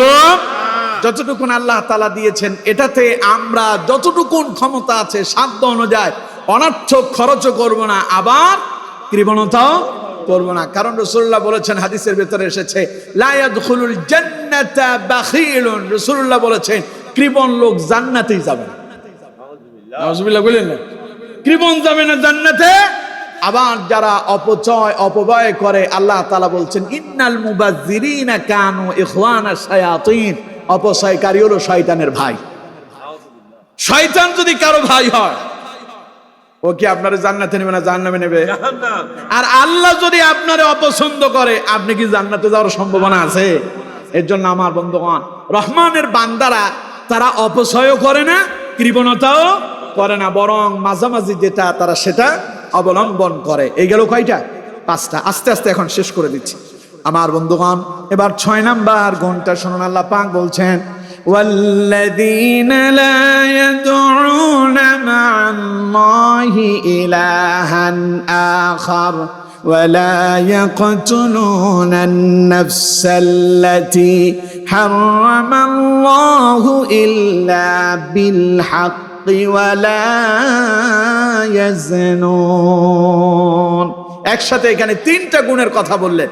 আল্লাহ পাক বলছেন ওয়াল্লাযীনা লা ইয়াদউনা মা'আল্লাহি ইলাহান আখার, রহমানের বান্দাদের 6 নাম্বার গুণ হলো রহমানের বান্দারা আল্লাহ ছাড়া অন্য কোন ইলাহ অনুসরণ করে না।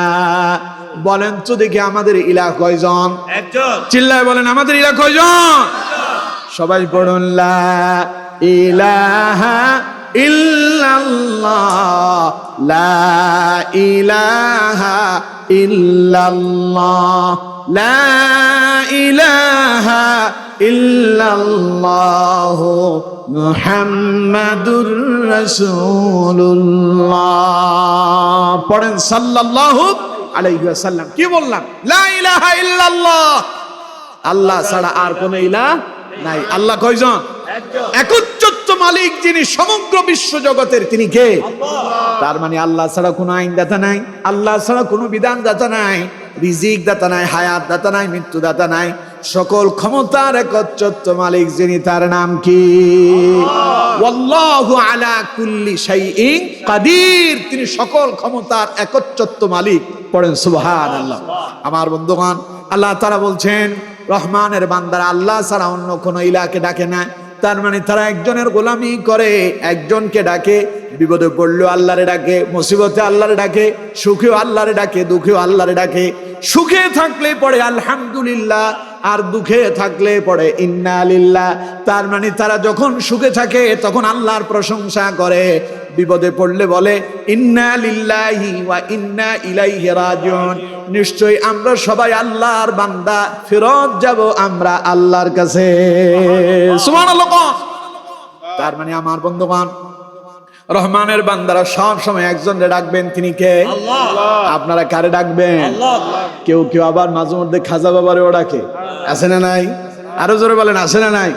আমার দয়াল বাবার দরবারে, আমার মুর্শিদের দরবারে, বাবার লাইগা কান্দে আমার মন। আছে না? কথা বলে না কেন? আছে না নাই? বসেন বসেন, বৈশা যান, এই জালালি বসে যান। খাজা বাবা, দয়াল বাবা, কেবলা বাবা, বংদা বাবা, কত বাবা, ল্যাংটা বাবা, বাবারে বাবা, এত বাবা খাইছে, এমন অবস্থা করছে, বাবারে ডাকতে ডাকতে আল্লাহরই ভুলে গেছে। ঠিক কিনা? আল্লাহ বলছেন না, রহমানের বান্দারা একজনরে ডাকে, তিনি কে? আরো জোরে বলেন, তিনি কে? আর যারা রহমানের বান্দা নয় তারা খাজা বাবারে ডাকে, দয়াল বাবারে ডাকে, কেবলা বাবারে ডাকে। ওরা তাদের বাবার কাছে দৌড়ায়, ইমানও যায়, আমলও যায়। এজন্য আমরা ডাকবো কারে? পারবো তো ইনশাআল্লাহ। আর এই যদি আল্লাহর যদি সব সময় ডাকি, তাহলে আমরা রহমানের কি হয়ে যাব? বান্দা হয়ে যাব। আমার বন্ধুগণ, এরপর আল্লাহ পাক বলছেন ওয়ালা ইয়াকতুলুনান নাফসাল্লাতী হারামাল্লাহু ইল্লা বিল হক। রহমানের বান্দাদের আরেকটা গুণ হলো আল্লাহ যাকে হত্যা করাটা নিষিদ্ধ করেছেন, হারাম করেছেন, ওরা আল্লাহর এই নিষিদ্ধ আইনটা মেনে নেয়। সঙ্গত কারণ ছাড়া তারা হত্যায় শামিল হয় না। কিন্তু আজ বাংলাদেশেই রাস্তায় রাস্তায় অবাধে মানুষ মারা, এইরকম একটা বাহিনী বাংলাদেশে আছে না নাই? কিছু হইলেই গুলি করে দিচ্ছে, কিছু হইলে মাথার উপর আঘাত করতেছে, অন্যায়ভাবে মানুষকে হত্যা করতেছে। ওই যে আমাদের ওসমান হাদির কথা বলি, শরীফ ওসমান হাদি ছেলেটা এত স্বচ্ছ, এত ভালো একটা ছেলে ছিল, চেহারাটা দেখলে কলিজাটার ভেতরে অটোমেটিক তার জন্য দোয়া এসে যায়। এমন এমন কথা বলে গেল, প্রত্যেকটা কথা আমাদের হৃদয়ের ভেতরে নাড়া দিয়ে দেয়, ঠিক কিনা?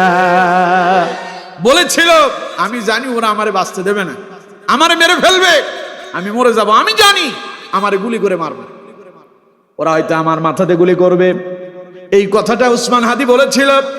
আমার বন্ধুগণ, প্রমাণ হয়েছে ওসমান হাদিরে তারা গুলি করেছে মাথার ভেতরে। ছোট্ট বাচ্চাটার কথা বলে গেল, আমি যদি মরে যাই, আমার এই বাচ্চাটার দিকে আপনারা একটু খেয়াল রাখবেন। ছেলেটা তার মৃত্যুর আগেই বলল, কেউ যদি আমারে মেরে ফেলে, আল্লাহর ওয়াস্তে আর কিছু চাই না, শুধু আমার এই হত্যার বিচারটা আপনাদের কাছে দিয়ে গেলাম, বিচারটা সঠিকভাবে করবেন। কিন্তু তারে হত্যা করল, 2 মাস পেরিয়ে গেল, এখনো পর্যন্ত দৃশ্যমান কোন বিচার আমরা দেখতে পাই নাই, ঠিক কিনা? এইভাবে উসমান হাদি নয়, পর কয়েকজনকে প্রকাশ্যে গুলি করে হত্যা করা হয়েছিল। আপনাদের চট্টগ্রামেও ঘটনা ঘটেছে। আমার বন্ধুগণ, কি আশ্চর্য ব্যাপার, মানুষের ভেতরে কোনো মায়াই নাই, মানুষ হিংস্র হয়ে গেল। আমার বন্ধুগণ, মানুষ এত হিংস্র হয়েছে, নিজের দলের বিপক্ষে যদি মানুষ চলে যায়, নিজের মতের বিপক্ষে যদি চলে যায়, সে ডাইরেক্ট তারে হত্যা করতে দ্বিধাবোধ করছে না। অথচ আল্লাহ রাব্বুল আলামিন বলছেন, ওয়ালা ইয়াকতুলুনান নাফসাল্লাতী হারামাল্লাহু ইল্লা বিল হক। রহমানের বান্দা যারা বিনা অপরাধে অন্যায়ভাবে হত্যা করে না,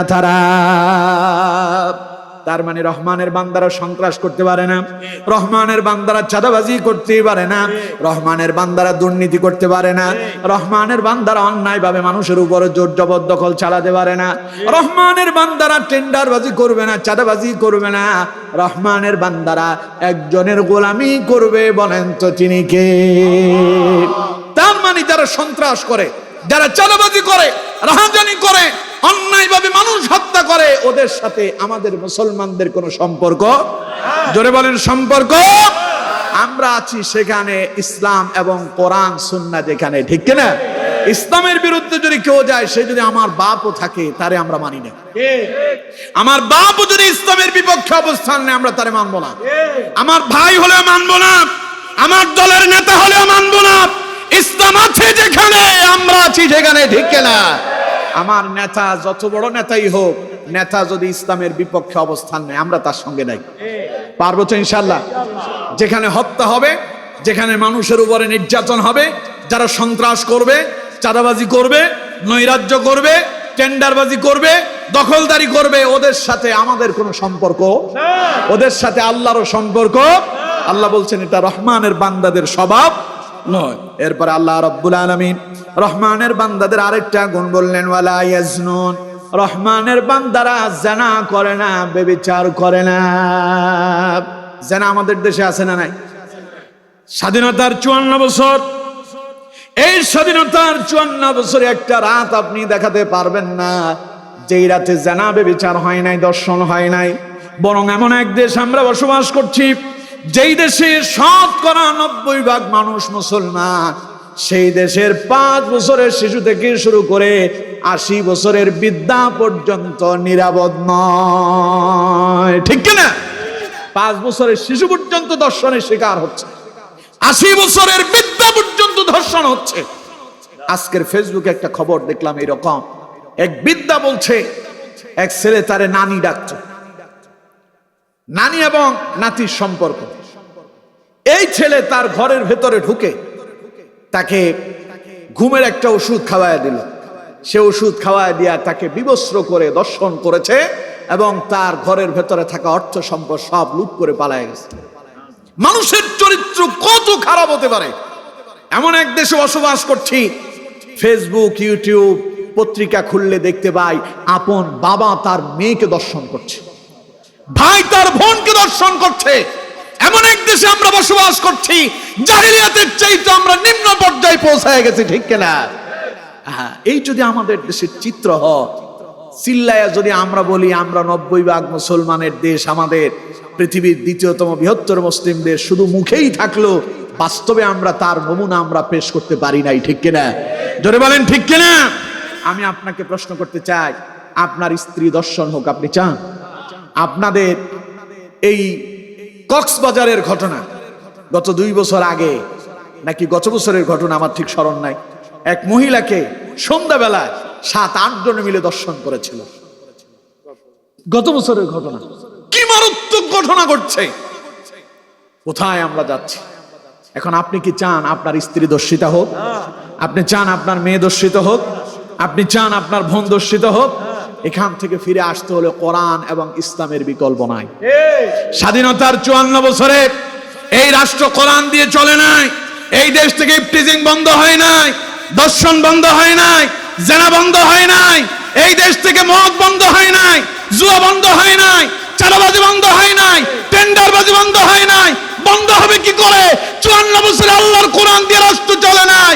আগামীর 5 বছর যদি আল্লাহর কোরআন দিয়া রাষ্ট্র পরিচালনা করার সিদ্ধান্ত গ্রহণ করেন, রাষ্ট্র যদি আল্লাহর কোরআন দিয়া চলে, ওয়াল্লাহি এই রাষ্ট্রের শান্তি আসবে আসবে ইনশাআল্লাহ। ঠিক কিনা? এখন আপনারা কি চান সেই শান্তি? আপনারা কি চান সেই শান্তি? তাহলে কোরআনের বিকল্প নাই। কোরআনের বিকল্প আছে, ইসলামের বিকল্প নাই। আমরা থাকবো সবাই কোরআনের পক্ষে। পারবো তো ইনশাআল্লাহ? আল্লাহ আমাদেরকে কবুল করুন, বলুন আমিন। আমার বন্ধুগণ, আল্লাহ পাক বলছেন ওয়ালা ইয়াজনুন, রহমানের বান্দারা জিনা করবে না। নিজের স্ত্রী ঘরের ভেতরে আছে, ওনার নিজের স্ত্রী ভালো লাগে না, পাশের ভাবিরে খুব পছন্দ করে, কথায় কথায় বউরে গালি দেয়, সকালে মারে সন্ধ্যায় মারে, কথায় কথায় বউরে তালাক দেয়। কিন্তু আমার বন্ধুগণ, পাশের ঘরের ভাবিরে বাজারে যেতে জিজ্ঞাসা করে, ভাবি বাজারে যাই, আসার সময় কি আনবো? আপনার কোনো বাজার সাজার লাগবে নাকি? এর মতো বেয়াদব, এর মতো নিমক হারাম আর কেউ আছে নাকি? এইরকম শয়তান আমাদের দেশে আছে না নাই? আরো জোরে বলেন, আছে না নাই? চরিত্র কত নষ্ট হলে কথায় কথায় বউ পিটায়, বউরে গালি দেয়। আর পাশের বাসার ভাবিরে খুব ভালো লাগে, ভাবি বাজারে যাচ্ছি, আপনার কোনো বাজার সাজার লাগবে? শয়তানের শয়তান। জিনা করার জন্য যত পথ আছে সব খুলতেছে। অথচ আল্লাহ রাব্বুল আলামিন বলছেন, খবরদার মুমিনেরা, দুনিয়ার মানুষেরা, ওয়ালা তাকরাবুজ জিনা ইন্নাহু কানা ফাহিশা ওয়া সাআ সাবিলা। জিনা করা তো দূরের কথা, জিনার নিকটবর্তী হও না, কারণ এর চাইতে মন্দ পথ আর কিছু নাই। সুতরাং বন্ধুগণ আমার, যদি জিনা বন্ধ করতে চান, ইফটিজিং বন্ধ করতে চান, আপনার ঘরে আপনার মেয়েটারে যদি দর্শন থেকে বাঁচাতে চান, স্ত্রীকে যদি দর্শন থেকে বাঁচাতে চান, কোরআনের আইন কায়েম করা ছাড়া বিকল্প কোনো পথ আমাদের জন্য খোলা নাই। সুতরাং আমরা থাকবো কোরআনের পক্ষে। আল্লাহ কবুল করুন, বলুন আমিন। এই 3টা গুণের কথা বলার পরে আল্লাহ রাব্বুল আলামিন এবার ঘোষণা দিলেন, ওয়া মাইয়াফআল যালিকা ইয়ালকা আসামা। হ্যাঁ, কেউ যদি আল্লাহরে বাদ দিয়ে গায়রুল্লাহর ইবাদত করে, আল্লাহরে বাদ দিয়ে অন্য কারোরে ডাকে, কেউ যদি আল্লাহ যাকে হত্যা করা হারাম করেছেন এমন নিরপরাধ মানুষরা যদি হত্যা করে, এবং কেউ যদি অন্যায়ভাবে জিনার কাজে লিপ্ত হয়, ওয়া মাইয়াফআল যালিকা ইয়ালকা আসামা, আল্লাহ বলছেন তার জন্য কঠিন আযাবের ব্যবস্থা রাখা হয়েছে, তাকে আযাবের সম্মুখীন করা হবে। ঘোষণাকার আরো জোরে বলতে হবে, ঘোষণাকার। এরপর আল্লাহ পাক বলছেন, ইউদাআফ লাহুল আযাবু ইয়াওমাল কিয়ামাতি ওয়া ইয়াখলুদ ফীহি মুহানা। শোনো দুনিয়ার মানুষেরা, কেউ যদি আল্লাহর বাদ দিয়া গায়রুল্লাহর ইবাদত করো, কেউ যদি অন্যায়ভাবে মানুষ হত্যা করো, যদি জিনা করো, শুধু যে আযাবের সম্মুখীন হবা তা নয়, বরং ইউদাআফ লাহুল আযাবু ইয়াওমাল কিয়ামাত, কিয়ামতের দিন আল্লাহ রাব্বুল আলামিন তোমার আযাবকে তিনি দ্বিগুণ করে দেবেন, শাস্তিরে বাড়ায় দেওয়া হবে। ওয়া ইয়াখলুদ ফীহি মুহানা, আর লাঞ্ছিত অপমানিত করে জাহান্নামে নিক্ষেপ করা হবে। আমার বন্ধুগণ, এমনি জাহান্নাম খারাপ জায়গা, জাহান্নামে আবার দেওয়া হবে লাঞ্ছিত করে, অপমানিত করে। চোর একটা ধরা পড়ছে, ধরা পড়ার পরে চোরের শাস্তি আছে না নাই? জোরে বলে না কেন, আছে না নাই? ধরার পরে সবাই পিটায়, সবাই তারে মারে, মারার পরে আবার গলার ভিতরে একটা জুতার মালা পরায় দেয়, জুতার মালা দিয়া মাথাটারে নেড়া করে দেয়, এবার মাথায় আলকাতরা মেখে দেয়, সারা পথে রাস্তায় রাস্তায় তারে ঘোরায়, শাস্তিও দিল, এরপরে তারে অপমানও করলো। কারণ সেই যে অন্যায় করছে, অপরাধ করছে, এটা শুধু শাস্তিতে শেষ হয় না, এটার জন্য তারে অপমানও হওয়া লাগে। আল্লাহ পাক বলেন, যারা আল্লাহকে বাদ দিয়া গায়রুল্লাহরে ডাকলো, যারা আল্লাহ যারা হত্যা করা নিষিদ্ধ করলো, এমন মানুষরে যারা হত্যা করলো, অর্থাৎ নিরপরাধ মানুষরে কেউ যদি হত্যা করে এবং কেউ যদি জিনায় লিপ্ত হয়, আল্লাহ শুধু তরে জাহান্নামের আগুনের শাস্তি দ্বিগুণী করবেন না, লাঞ্ছিত আর অপমানিত করে জাহান্নামে নিক্ষেপ করবেন। বলেন নাউযুবিল্লাহ। সেই জাহান্নামে কেউ যেতে চায়? সবাই বলেন যেতে চান? তাহলে আল্লাহরে বাদ দিয়া অন্য কারো গোলামি চলবে? আল্লাহ বলছে দৈনিক 5 ওয়াক্ত নামাজ ফরজ, পড়তেই হবে। আল্লাহটা মানে না। নেতা বলছে রাত 12টায় আমার ওইখানে তোমারে যেতে হবে, রাত 12টায় বাজারে আসিস, অমুক দোকানে। ঠিকই তিনি হাজির রাত 12টায়। কিন্তু আল্লাহ বললেন ফজরের আজান হয় একটু পরে, সূর্য উঠবে, মসজিদে যা নামাজ পড়, ওইটা পারে না। ঠিক কিনা? জোরে বলতে হবে, ঠিক কিনা? তাইলে আল্লাহরে বাদ দিয়ে গায়রুল্লাহরে মানলে, নেতার চারে আপনি ফরজ মনে করলেন, নেতা বলল ফজরের পর পর পোস্টার লাগাতে হবে, সূর্য ওঠার আগেই পোস্টার লাগায় শেষ করতে হবে, সময় মতো ঠিক মতোই তিনি পোস্টার লাগাই দিবারে। কিন্তু আল্লাহ যে বলছে ফজরের আজান হলে আসসালাতু খায়রুম মিনান নাওম, তোমার ঘুম থেকে নামাজ উত্তম, হাইয়া আলাস সালাহ, আসো নামাজের দিকে, হাইয়া আলাল ফালাহ, আসো কল্যাণের দিকে। আল্লাহ ডাকে, সে সাড়াই দেয় না। নেতারটা ঠিক মতোই পালন করতেছেন, আযাব হবে দ্বিগুণ, শাস্তি হবে লাঞ্ছনা আর বঞ্চনার। ঠিক কিনা? এই জন্য আমরা এই কাজ থেকে বিরত থাকবো। আল্লাহ তৌফিক দান করুন, পড়ুন আমিন। হ্যাঁ, এখন ওয়াজ এটা শোনার আগে যারা এই অন্যায় করছেন, এইরকম অপরাধ করে ফেলেছেন, তাদের জন্য ক্ষমা পাওয়ার কোনো পথ আছে না নাই? আল্লাহু আকবার। আল্লাহ যেমন গরম তেমন নরম। সুবহানাল্লাহ কইলেন না? আল্লাহ যেমন গরম, আল্লাহ তেমন নরম। সুবহানাল্লাহ কোন? দেখবেন মানুষ যেটার মেজাজ বেশি গরম হয়, ও কিন্তু খুব নরম হয়। আল্লাহ যেমন গরম, তিনি ঠিক তেমনই নরম। আল্লাহ বললেন, আমারে বাদ দিয়া যদি গায়রুল্লাহর ইবাদত করো, অন্যায় ভাবে যদি মানুষ হত্যা করো, জিনা করো, শাস্তির সম্মুখীন তোমারে করব, তবে দ্বিগুণ শাস্তি দেব, লাঞ্ছনা দেব। যদি হ্যাঁ, ইল্লা, কে বলতেছে? আল্লাহ। ইল্লা, হ্যাঁ তারা ব্যতীত, মান তাবা, যারা এইরকম অপরাধ করলো আর আল্লাহর কাছে তওবা করে ফেললো, সুবহানাল্লাহ, ওয়া আমানা, এরপর আল্লাহর প্রতি ঈমান আনলো, ওয়া আমিলা আমালান সালিহা, এরপরে সেই নেক আমল করলো, আমল সালেহ করলো, ফাউলাইকা ইউবাদদিলুল্লাহু সাইয়্যাতিহিম হাসানাত। আল্লাহ পাক বলেন, আমি শুধু তারে ক্ষমাই করি না, বরং তার গুনাহগুলোকে আমি আল্লাহ পাক নেকি দিয়া পরিবর্তন করে দেয়। ছিল গুনাহ, দিয়ে দিলাম নেকি। সুবহানাল্লাহ। এত আসতে কইলেন না? উনি বুঝতেছে এই জন্য সুবহানাল্লাহ কয়। আপনারা চিন্তা করছেন এত সুবহানাল্লাহ কই লাভ কি হবে? সুবহানাল্লাহর দাম কত জানেন? এখন কি সুবহানাল্লাহর ওয়াজ করতে হবে?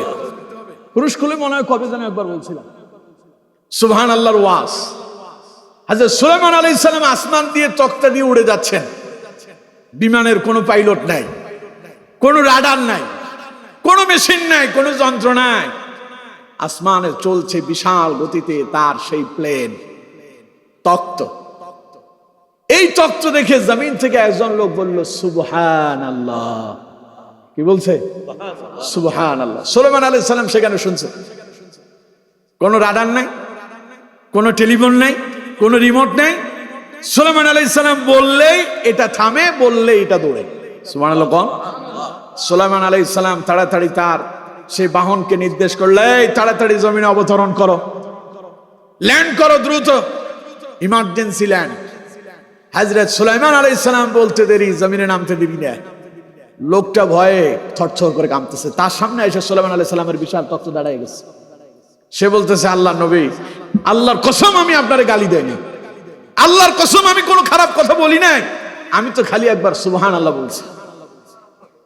আমি যে আসমান দিয়া এই বিশাল বাহন পাইলটবিহীন, যন্ত্রবিহীন, গিয়ারবিহীন, এ বিশাল তেল লাগে না, মোবিল লাগে না, অকটেন লাগে না, কিচ্ছু লাগে না, এটা যে উড়ে যাচ্ছে দেখে আমি সুবহানাল্লাহ বললাম। সুলাইমান আলাইহিস সালাম বললেন, আল্লাহর বান্দারে তুমি জানো না কি তোমার সুবহানাল্লাহর দাম কত? তুমি যে সুবহানাল্লাহ বললা, তোমার সুবহানাল্লাহর দাম কত এটা শোনানোর জন্য আমি নেমে আসছি। শোনো ও আল্লাহর বান্দা, তুমি যে সুবহানাল্লাহ বলেছো, আসমান এবং জমিনের মাঝখানে যত ফাঁকা জায়গা আছে, গোটা জায়গাটারে স্বর্ণ আর রূপা দিয়া পরিপূর্ণ করলে যতটুকু না দাম হবে, এর চাইতে বেশি দাম তোমার সুবহানাল্লাহ। হ্যাঁ, এখন বুঝছেন তো? এখন সুবহানাল্লাহ জোরে বলবেন। আমার বন্ধুগণ, আল্লাহ পাক বলছেন অপরাধ করে ফেলেছেন, ইল্লা মান তাবা ওয়া আমানা ওয়া আমিলা আমালান সালিহা, যদি অপরাধ করার পরে তাওবা করো, আমার প্রতি বিশ্বাস করো, ঈমান ফিরায় আনো, এবং যদি আমল সালেহ করো, ফাউলাইকা ইউবাদদিলুল্লাহু সাইয়্যাতিহিম হাসানাত, আমি আল্লাহ রাব্বুল আলামিন তোমার গুনাহগুলোরে নেকি দিয়া বদলায়া দেব। করছো গুনাহ, হবে নেকি। সুবহানাল্লাহ পড়েন। এরপর আল্লাহ রাব্বুল আলামিন বললেন কেন করব, ওয়া কানাল্লাহু গফুরুর রহিমা,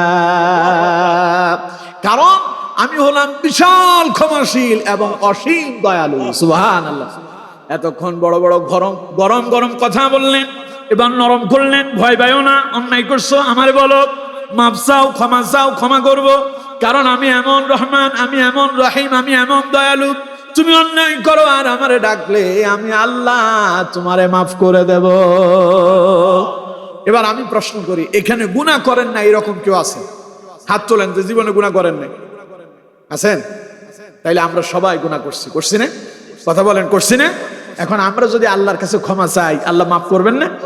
আল্লাহ তাআলা বলছেন, কেউ যদি অপরাধ করার পরে আল্লাহর কাছে তওবা করে, পরের আয়াতে বললেন, ওয়া মান তাবা ওয়া আমিলা সালিহান ফাইন্নাহু ইয়াতুবু ইলাল্লাহি মাতাবা, যে ব্যক্তি অপরাধ করার পরে তাওবা করলো এবং আমল সালেহ করলো, আল্লাহ পাক বলেন সে যেন ফিরে আসার আসল জায়গা আল্লাহর কাছেই ফিরে আসলো। সুবহানাল্লাহ।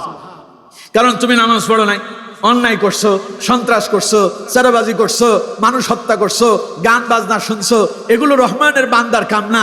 যখন বুঝতে পারলা এগুলো রহমানের বান্দার কাম না, বুঝেই যখন তাওবা করলা, আল্লাহ কয় তুমি যেন ফিরে আসার আসল জায়গায় আসছো, তুমিও রহমানের বান্দা হয়েছো। সুবহানাল্লাহ।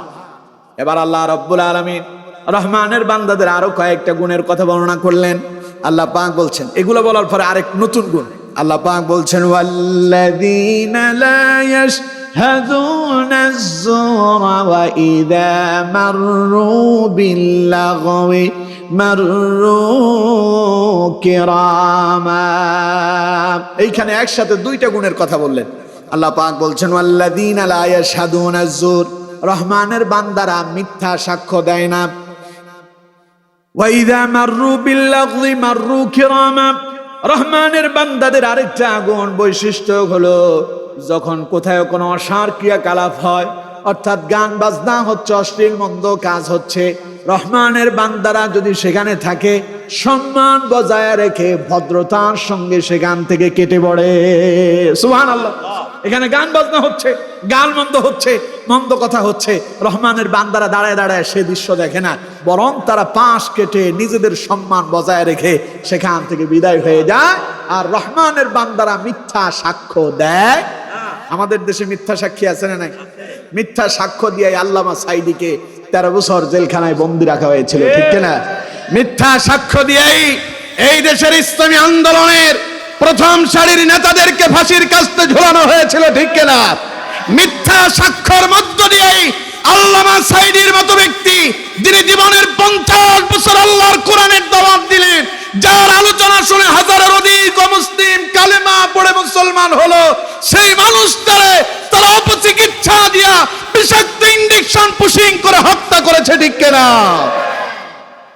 এই একটা জঘন্য অপরাধ, মিথ্যা সাক্ষ্য। আল্লাহ তাআলা বলছেন রহমানের বান্দারা মিথ্যা সাক্ষ্য দেয় না। তার মানে আমরা কেউ মিথ্যা সাক্ষী দেব? যা দেখি নাই তা বলবো না, যা শুনি নাই তাও বলবো না, শুনলে এটার আবার সত্যতা যাচাই করতে হবে। রাসূলুল্লাহ বলেছেন, কাফা বিল মারই কাযিবান আন ইউহাদ্দিসা বিকুল্লি মা সামিআ। কোন ব্যক্তি মিথ্যাবাদী হওয়ার জন্য এতটুকুন কাজই যথেষ্ট, সে যা শুনলো তা বলল। আমার বন্ধুগণ, এরপরে আল্লাহ রাব্বুল আলামিন রহমানের বান্দাদের 11 নাম্বার কোয়ালিটি বললেন, ওয়াল্লাযীনা ইযা যুক্কিরু বিআয়াতি রাব্বিহিম লাম ইয়াখিরু আলাইহা সুম্মান ওয়া উময়ানা। আমার বন্ধুগণ, 11 নাম্বার গুণ আল্লাহ বলছেন, ওয়াল্লাযীনা ইযা যুক্কিরু বিআয়াতি রাব্বিহিম। রহমানের বান্দার 11 নাম্বার গুণ হলো, যখন তাদের সামনে আল্লাহর আয়াতগুলো পেশ করা হয়, লাম ইয়াখিরু আলাইহা সুম্মান ওয়া উময়ানা, তারা তখন অন্ধ আর বধিরের মতো আচরণ করে না। আমার দেশে দেখবেন কোরআনের কথা কেউ শুনলে পাগলের মতো ব্যবহার দেখায়, শুনেও না শোনার ভান করে, আছে না নাই? সবাই বলেন আছে না নাই? মানে মনে হয় যে কোরআনের এই কথা জীবনে শুনেই নেই। উনি কোরআন থেকে এমন ভাবে উপেক্ষা করতেছে, উনি কোরআনের পক্ষেই নাই। এরকম কিছু লোক আছে না নাই? আল্লাহ বলছেন রহমানের বান্দারা এমন হবে না, লাম ইয়াখিরু আলাইহা সুম্মান ওয়া উময়ানা, তারা অন্ধ আর বধিরের মতো আচরণ করে না। তারা যা শুনে, সামিআনা, যা শুনলো, ওয়া আতানা, আল্লাহর কোরআন যা বললো তাই মেনে নিল। সুবহানাল্লাহ। এই হলো কত নাম্বার? 11। 12 নাম্বার শুনে আল্লাহ পাক বলছেন শেষ কোয়ালিটি। আল্লাহ রাব্বুল আলামিন রহমানের বান্দাদের সর্বশেষ 12 নাম্বার কোয়ালিটি বললেন, ওয়াল্লাযীনা ইয়াকুলুনা রাব্বানা হাব লানা মিন আজওয়াজিনা ওয়া যুররিয়াতিনা কুররাতা আ'য়ুনিন ওয়াজআলনা লিল মুত্তাকিনা ইমামা। পড়েন আল্লাহু আকবার। আল্লাহ পাক বলছেন রহমানের বান্দাদের সর্বশেষ গুণ হলো, তারা আল্লাহর কাছে বলে দোয়া করে, রব্বানা হাব লানা মিন আজওয়াজিনা ওয়া যুররিয়াতিনা কুররাতা আ'য়ুন। তারা বলে, হে আমাদের রব, হে আমাদের প্রতিপালক, আমাদের স্ত্রী এবং আমাদের সন্তানগুলোকে আমাদের চক্ষু শীতল বানায়া দাও। আমার স্ত্রী দেখলেই যেন আমার মন জুড়ে যায়, অন্যের স্ত্রীর দিকে যেন আমার চোখ না যায়। এই দোয়া জীবনে আল্লাহর কাছে করছেন? বুকে হাত দিয়ে বলেন নাই? সংখ্যায় খুব কম, হইলেও 2-1 পাওয়া যেতে পারে। আল্লাহ আমার বউটারে আমার কাছে চক্ষু শীতল বানাও, এই দোয়া করছে, এইরকম সংখ্যা কি? খুবই কম। 2-1 পাওয়া গেলেও যেতে পারে। এখন আমি যদি বলি হাত তুলেন, আপনারা পারবেন না, তাই আমি আপনাদেরকে লজ্জা দিতে চাই না। আপনার স্ত্রী যেমনই হোক, এটা আপনার জন্য শ্রেষ্ঠ সম্পদ, ঠিক কিনা? এখন যদি ভালো না লাগে, অন্যের পাশের বাড়ির যদি ভাবিরে ভালো লাগে, অন্যের বউ যদি ভালো লাগে, বন্ধুর বউ যদি ভালো লাগে, আল্লাহর কাছে দোয়া করেন, আল্লাহ রব্বানা হাব লানা মিন আজওয়াজিনা ওয়া যুররিয়াতিনা কুররাতা আ'য়ুন, আমার সন্তানকে এবং আমার স্ত্রীকে আমার চক্ষু শীতল বানাও, দেখলেই যেন মন জুড়ে যায়, অন্য নারীর প্রতি যেন আমার দৃষ্টি চলে না যায়। সুবহানাল্লাহ। এই দোয়া করে কারা? রহমানের বান্দা যারা, তারা বলে, আল্লাহ আমার স্ত্রীর আমার চোখ জোড়ানো স্ত্রী বানায় দাও, শ্রেষ্ঠ সুন্দরী বানায় দাও, আমি যেন চারে দেখলেই আমার হৃদয়টা জোড়ায় যায়। সুবহানাল্লাহ। যদি আপনার স্ত্রী আপনার কাছে ভালো নাও লাগে, এই দোয়া যদি আপনি করতেই পারেন, আপনার স্ত্রীকে আপনার চোখে যিনি বিশ্ব সুন্দরী বানায় দিবেন তিনি কে? আপনার সন্তান আপনার ভালো লাগে না। আমার দেশে অনেক মানুষ এমন আছে, নিজের বাইফুত, নিজের ভাইজির জন্য বাজার থেকে চকলেট নিয়ে আসে, মজার খাবার নিয়ে আসে, কিন্তু নিজের সন্তানের জন্য আনে না। এরকম বাপও আছে না নাই? নিজেরটারে ভালো লাগে না, পছন্দ হয় না। খবরদার এমন করবেন না। দোয়া করেন আল্লাহর কাছে, আল্লাহ আমার সন্তানটারে আমার চক্ষু শীতল বানায় দাও। পড়েন সুবহানাল্লাহ। এই দোয়া সবাই করতে পারে না।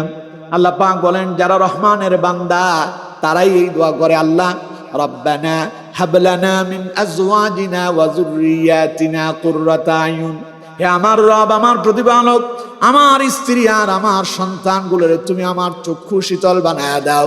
এবং তারা বলে ওয়াজআলনা লিল মুত্তাকিনা ইমামা, আর আমার সন্তানগুলোকে মুত্তাকিদের নেতা বানাও। বাঙালির নেতা না, আওয়ামী লীগের নেতা, জাতীয়বাদীর নেতা, জাতীয়তাবাদী দলের নেতা, জামাতের নেতা, হেফাজতের নেতা, কিসের নেতা? লিল মুত্তাকিনা ইমামা, মুত্তাকিদের নেতা বানাও। সুবহানাল্লাহ। কোন মুত্তাকি? কারা? যারা আল্লাহর ভয় করে চলে এমন মানুষদের নেতা বানাও। সুবহানাল্লাহ। কোন? এই দোয়া কারা করে? রহমানের বান্দারা। আমার বন্ধুগণ, এই 12টা গুণ রহমানের বান্দাদের আছে। আবার বলে দিচ্ছি একবার করে। আল্লাহ পাক বলছেন রহমানের বান্দারা বিনয়ের সঙ্গে চলে, রহমানের বান্দারা মূর্খদের সঙ্গে তর্কে জড়ায় না, রহমানের বান্দারা রাত্রিবেলায় আল্লাহর ইবাদতে দাঁড়ায় আর সিজদায় অবনত হয়ে যায়। রহমানের বান্দারা জাহান্নাম থেকে আল্লাহর কাছে আশ্রয় চায়। রহমানের বান্দারা অপচয় করে না, অপব্যয় করে না, মধ্যম পন্থা অবলম্বন করে। রহমানের বান্দারা, আল্লাহ পাক বলেন, তারা আল্লাহ ছাড়া আর কারো ইবাদত করে না। রহমানের বান্দারা অন্যায়ভাবে মানুষ হত্যা করে না, রহমানের বান্দারা জানা করে না, রহমানের বান্দারা মিথ্যা সাক্ষ্য দেয় না, রহমানের বান্দারা অশ্লীল মন্দ কার্যক্রমে তারা যায় না, রহমানের বান্দারা কোরআনের আলোচনা শোনার পরে অন্ধ আর বদিরের মতো আচরণ করে না।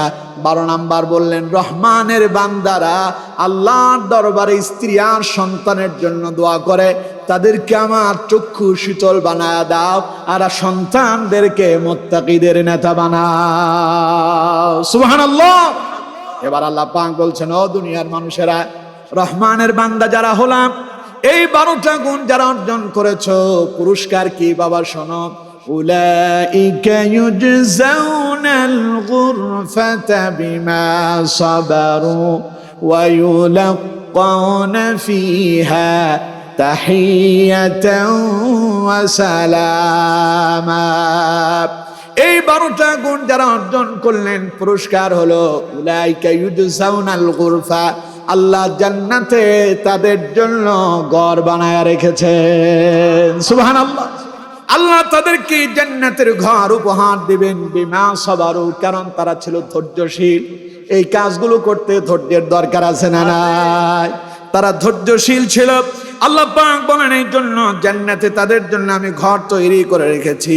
ওয়া ইউলাক্কাউনা ফিহা তাহিয়াতান ওয়া সালামা, আর সেই জান্নাতে তারা যখন যাবে, জান্নাতে তাদেরকে স্বাগত জানানো হবে সালাম এবং সম্মানের মাধ্যমে। সুবহানাল্লাহ। নেতার সামনে গেলে লোকজন কি কয়?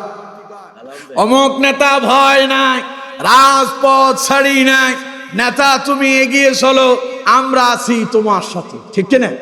আল্লাহ তাআলা বলছেন ওয়া ইউলাক্কাউনা ফিহা তাহিয়াতান ওয়া সালামা, যারা এই 12টা গুণ অর্জন করবে, জান্নাতে তাদের জন্য ঘর রাখা হয়েছে। সেই ঘরগুলো যখন তাদেরকে দেওয়া হবে, ফেরেশতারা সালাম দিয়া তাদেরকে সম্মান জানায়া তাদেরকে মালা পরায়া জান্নাতের মেহমান বানায় নেবে। সুবহানাল্লাহ। খালিদিনা ফিহা, বলা হবে যাও চিরকাল এই জান্নাতে থাকো। হাসুনাত মুস্তাকাররাম ওয়া মুকামা, বসবাসের জন্য এর চাইতে উত্তম বাসস্থান আর কিছুই হতে পারে না। সুবহানাল্লাহ। এবার আমি আপনাদেরকে প্রশ্ন করি, সেই জান্নাত পেতে চান? সালামের সাথে জান্নাতের ফেরেশতাদের গণ অভ্যর্থনার মধ্য দিয়া, তাদের স্বাগত জানানোর মধ্য দিয়া আপনারা কি জান্নাতে যেতে চান? তাহলে গুণ আমাদের কয়টা অর্জন করতে হবে? 12টা। পারবো তো ইনশাআল্লাহ? সবাই বলেন পারবো তো ইনশাআল্লাহ?